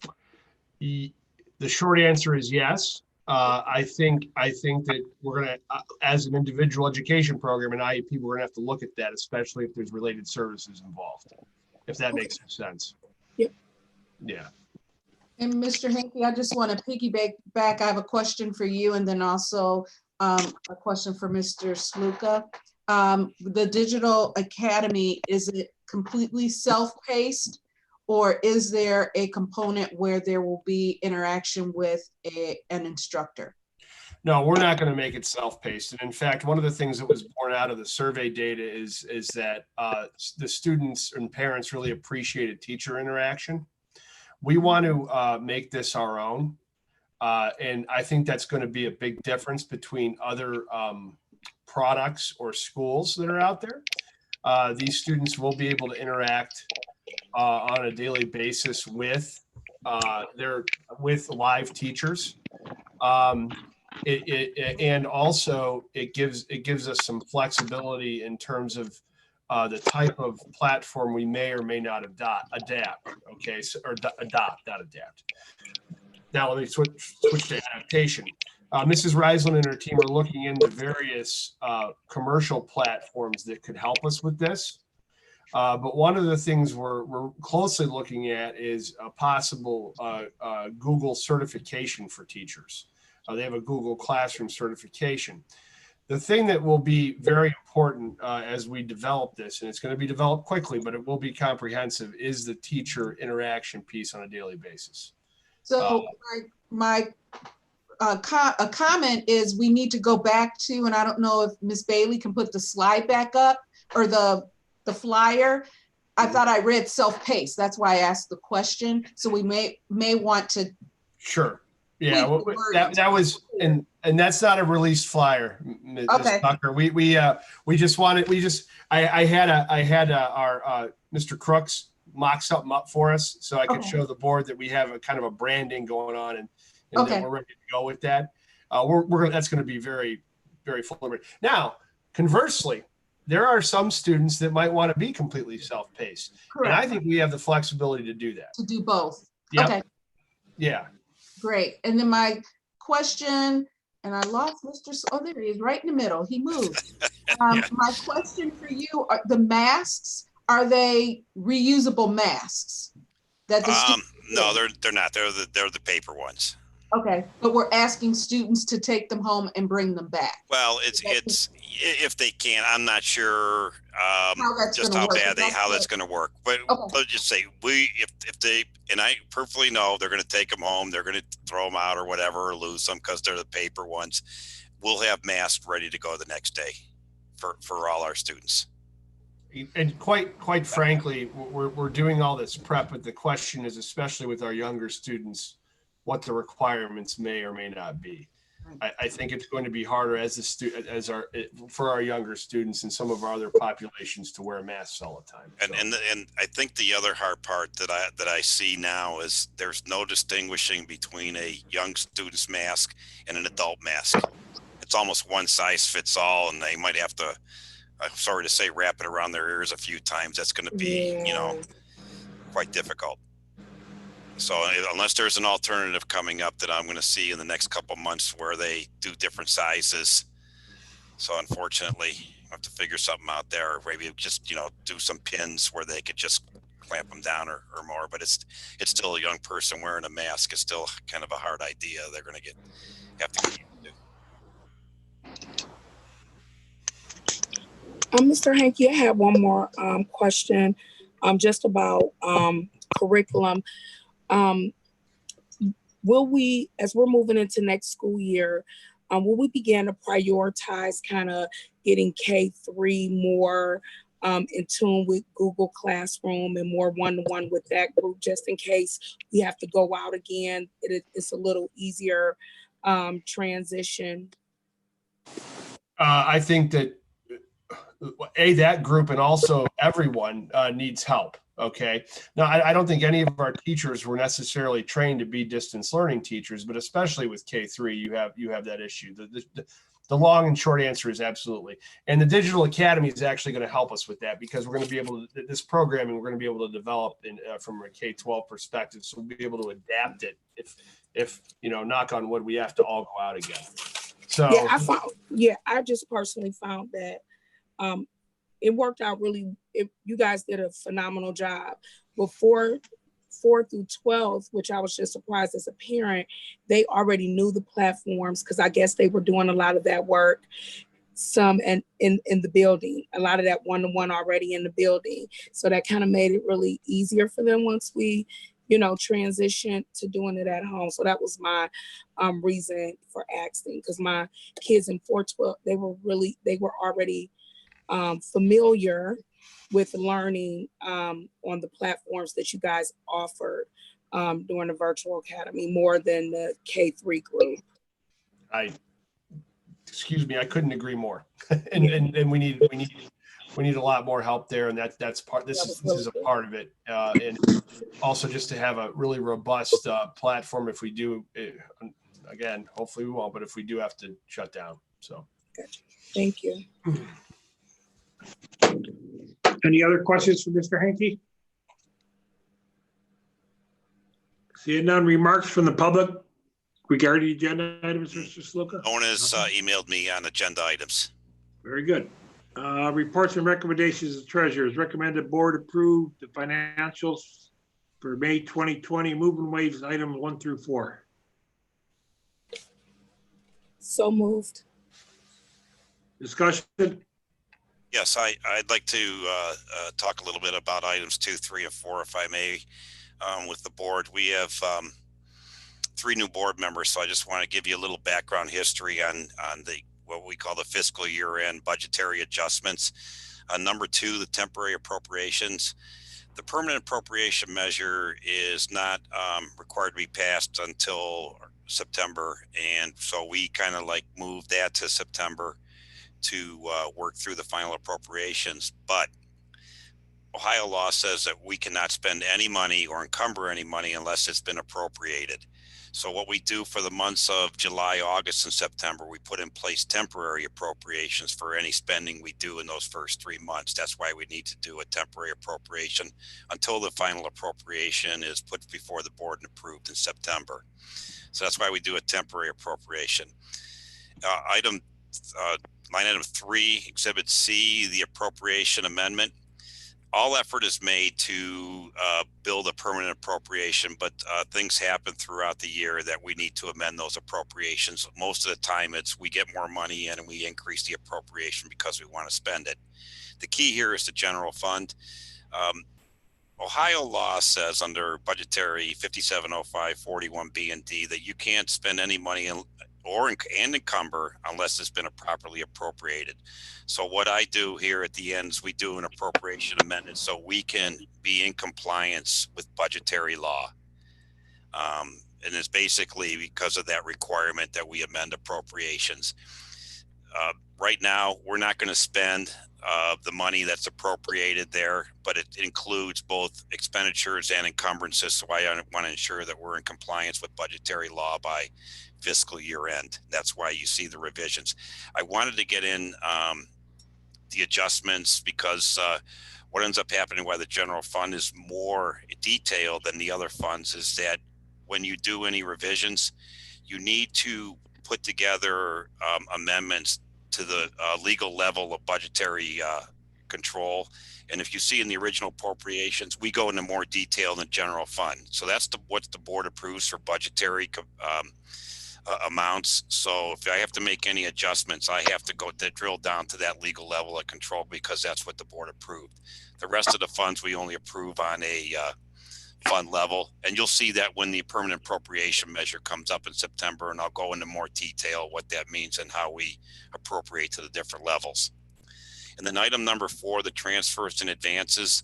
Once again, Ohio law says no fund can end the year with a deficit balance. So we either need to transfer money or advance money to those funds that are approaching that I see that we're going to have a deficit fiscal year end. All the grant funds, we usually advance the money because I know that there's a PCR coming in in the following month to take care of that deficit. There are some funds that need a transfer because their deficit will not be wiped out by additional revenue. We planned on those funds at the beginning of the year when we do an appropriation for $300,000 for transfers. There are some funds in there, though, that I didn't anticipate that we will be discussing next year with the high school on whether the board will need to support the band Music Express and the dance line, because what used to be the pay to participate covered some of those is no longer being covered by that. And the fees, some of the students paid, I'm not sure, as we go forward, where they're going to be able to afford that. So the board, like they do with the athletic fund, the board will need to decide whether they want to support with additional monies. I'm going to have the principal come to a board meeting and make that request to the board like the athletic director does in the fall too for his transfer request. So that's the difference. Transfers are permanent. Advances are in advance of monies coming into the next year. And that's why you see the two differences there. Thank you. Any questions for Mr. Sluka? Seeing none, okay. Roll call. Mr. Juby? Yes. Mrs. Daniels? Yes. Ms. Thomas? I got you. Head nod. Yes. Thank you. Mrs. Tucker? Yes. Mrs. Kitson? Under personnel, it is recommended board approve the following administrative contracts. Move and waives items 5 through 12.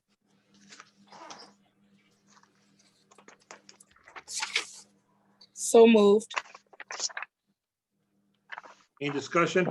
Second. Discussion? Roll call. Mrs. Daniels? Yes. Ms. Thomas? Yes. Mrs. Kitson? Yes. Mrs. Tucker? Yes. Mr. Juby? Yes. Under policy, it's recommended the board approve the first reading of the proposed board policies as presented in Exhibit E. So moved. Second, Second. Discussion? Roll call. Mrs. Tucker, Yes. Mrs. Daniels, yes. Ms. Thomas, Yes. Mrs. Kitson, Yes. Mr. Juby. Yes. Under contracts, it is recommended the board approve the proposal from Todd and Associates for property weight liability insurance through moving away from items 14 through 17. So move. There a second? Second, Discussion? I Yes, do have I go ahead. You go. Go ahead, you can Michelle. go, Ashley.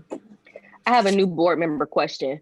So with all of these providers that we contract through, do we get updates as a board on the progress that they're making with our students? For the therapy providers? Yeah, like are they the only people, or are we, do we have the best services for our students right now? These are providers that have been discussed through the individual education program.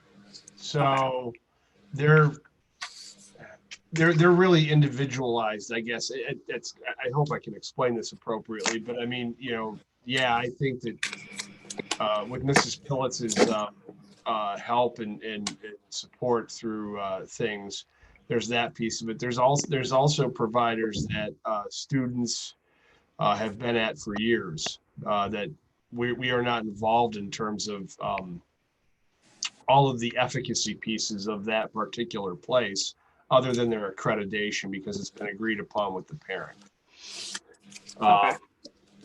I will say I can say that the LEAP program, though, which is located in Garfield Heights, has been a very good partner with us. I think it's really critical that a program that deals with students with various emotional disturbance or things like that we have a good partnership with them, and that they're in the city.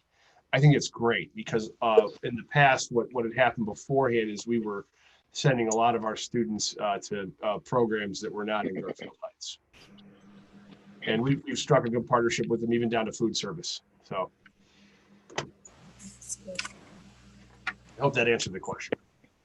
Yes, thank you. I had a question regarding the STAR therapy contract. First, I wanted to know,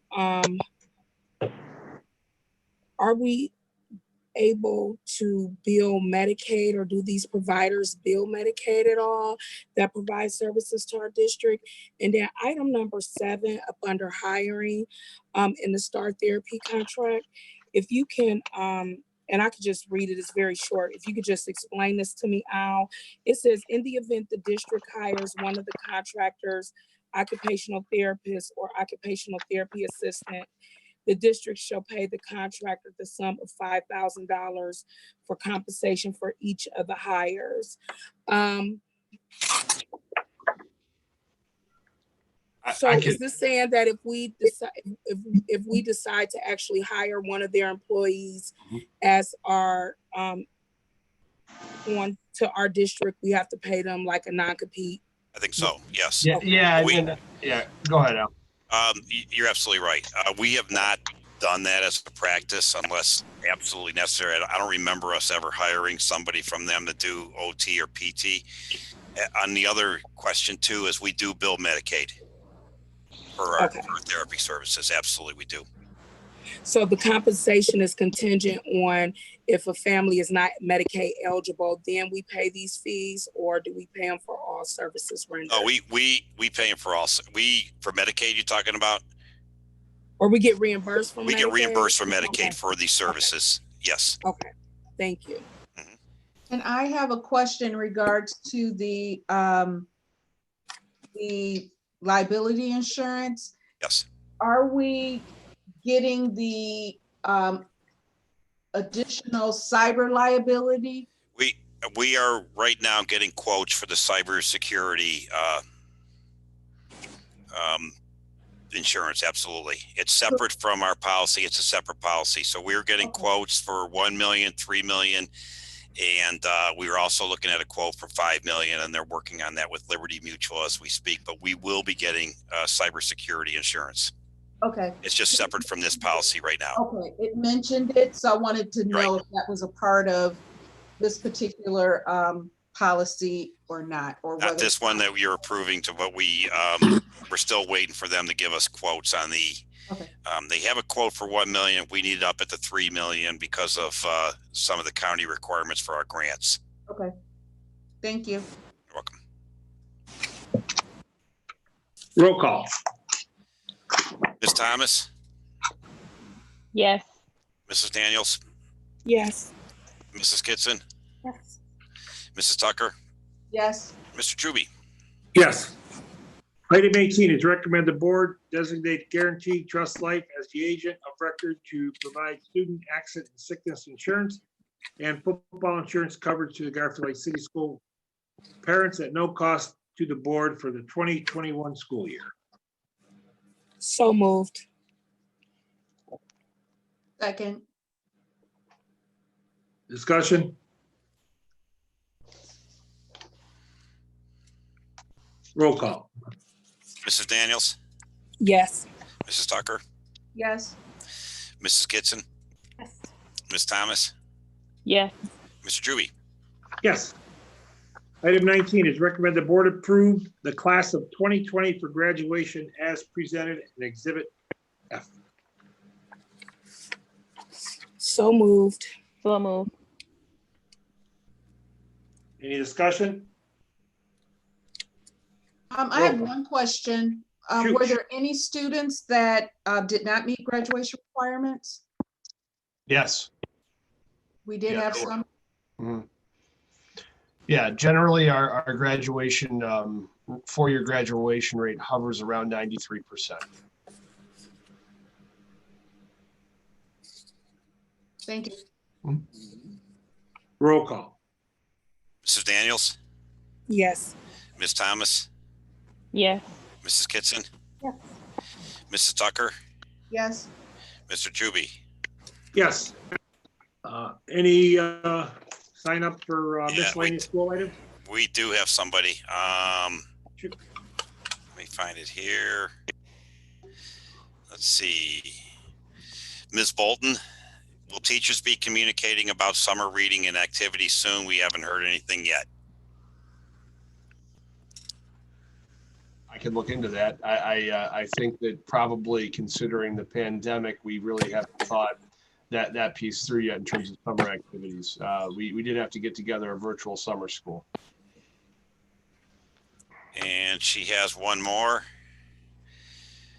Let's see. Why are we purchasing ionization airflow chamber units if it does not help kill the coronavirus in the building? How will students wearing masks be enforced, and why need to plan for the school year to start so late in the year? Those are questions. So I think that we're still in the ideas of looking at ionization from our standpoint. We're still working on a plan to ensure masks and who's going to enforce that. And I don't know what the last question. I think that. Well, the school year question. Yes. Yeah, well, I think that, the big issue with us is trying to ensure the safety, security, and sanitation of buildings, first of all, first of all, and secondly, making sure that teachers are trained to meet the needs of our students. And I really, truly don't want to open our buildings when we are unable to provide a very safe and sanitized environment that has appropriate education. So that's the long and short of the reason that for my proposal for the school year starting after Labor Day. Thank you. Any other questions? Any other questions, Mr. Sluka? That is it. Thank you. Two things for the board. You want us to have our workshop on July 13th? That's fine. Yes. 6 o'clock? I do have a question for you, President Juby. When will we be, as a board, beginning to make the decision about in person? When will we begin that transition as our board from digital to in-person meetings again? I would have liked it to happen today, but I would say, first of all, we'd have to find, I don't think the board office under the current conditions would hold us and the administration, and then people that wanted to come in, I believe might have to be at the cafeteria or maybe the gymnasium or something where you still could have the social distance. Auditorium or Performing Arts Center. You could do that, or we were also looking at the little theater and doing a spread out and that way too. I mean, we have plenty of facilities, Right. that we can choose from and try to, work out. Are all the board members comfortable doing the in-person again? With social distancing, I'm comfortable. We Yeah, can with social have more distancing. than- We can have more than 10 people in a room? I thought, that's what I wasn't sure of. I don't know about that, but I can surely check with legal counsel. I think the other thing the Board of Education may be able to look at is meeting in person with this type of streaming environment for public comment. Yes. But we just have to make sure, quote unquote, our paperwork was appropriate. Again, like if there had to be another resolution passed, I'd say. So Yeah. I just wanted to, Just a Kinda. suggestion, maybe yeah. maybe we can do our July 13th Zoomed and then Mhm. shoot for July 20th, providing that we have the facility and do an in-person meeting with the public being online if that's okay with everybody. We'll just have the 5 board members and Al, Mr. Hankey, and Mr. Patton, and Ms. Bailey, can't forget her. Oh, she We won't have cannot forget her. no, she may have to be there if we go through the idea of a thing Yeah. we have a virtual component. So I'm good with it, so. Chris, Yeah, if you I'm don't, good either way, 13th or the 20th. Chris, if you don't mind, maybe I'll reach out. We do the 13th virtual, like we're doing Yeah. now. And then the 20th, the regular board meeting, we'll shoot for a live thing, provided we can meet all the social distancing guidelines. Yeah. I think that's a good idea to, yeah. Chris, And if you then don't, maybe- I'm sorry, Joe, keep jumping over you. No, go ahead. No, I was asking Chris, maybe if I could reach out to the CVCC and how they're doing their Yeah. live meetings and what they're doing with the public. There hasn't been public. Last time I actually called in because if I didn't call in, it would have been more than 10 people. So they are not having it open to the public. The last one, I'm not sure what they're doing now. Okay. I would check with. I'll touch base with Hal and see how he's doing the configuration for you. All right, very, and President Juby, my takeaway is I can touch base with legal counsel to see if we need any other paper, or something Okay. papered up to make sure it's okay. sounds Thank good. you. And then I have one more thing. This is a request from the board. If we could possibly change the August meeting from the 17th to the 10th or 24th. I don't have to know now, if we could just do it in the future. So if that's okay, fine. fine. Not, no problem. If we need to pick a day when everybody's gonna be available then. So that concludes it. Motion to adjourn at 8:10. So moved. Second, Second. Roll call. Mrs. Daniels, Yes. Mrs. Tucker, yes. Mrs. Kitson, Yes. Ms. Thomas, Yes. Mr. Juby. Yes. And once again, Sherry, thank you so much. Yes. Thank you. Yes. Yes. Yes. All right, everyone, have a good My week. pleasure. Good night. Yes. Good night, guys. Good night, everybody.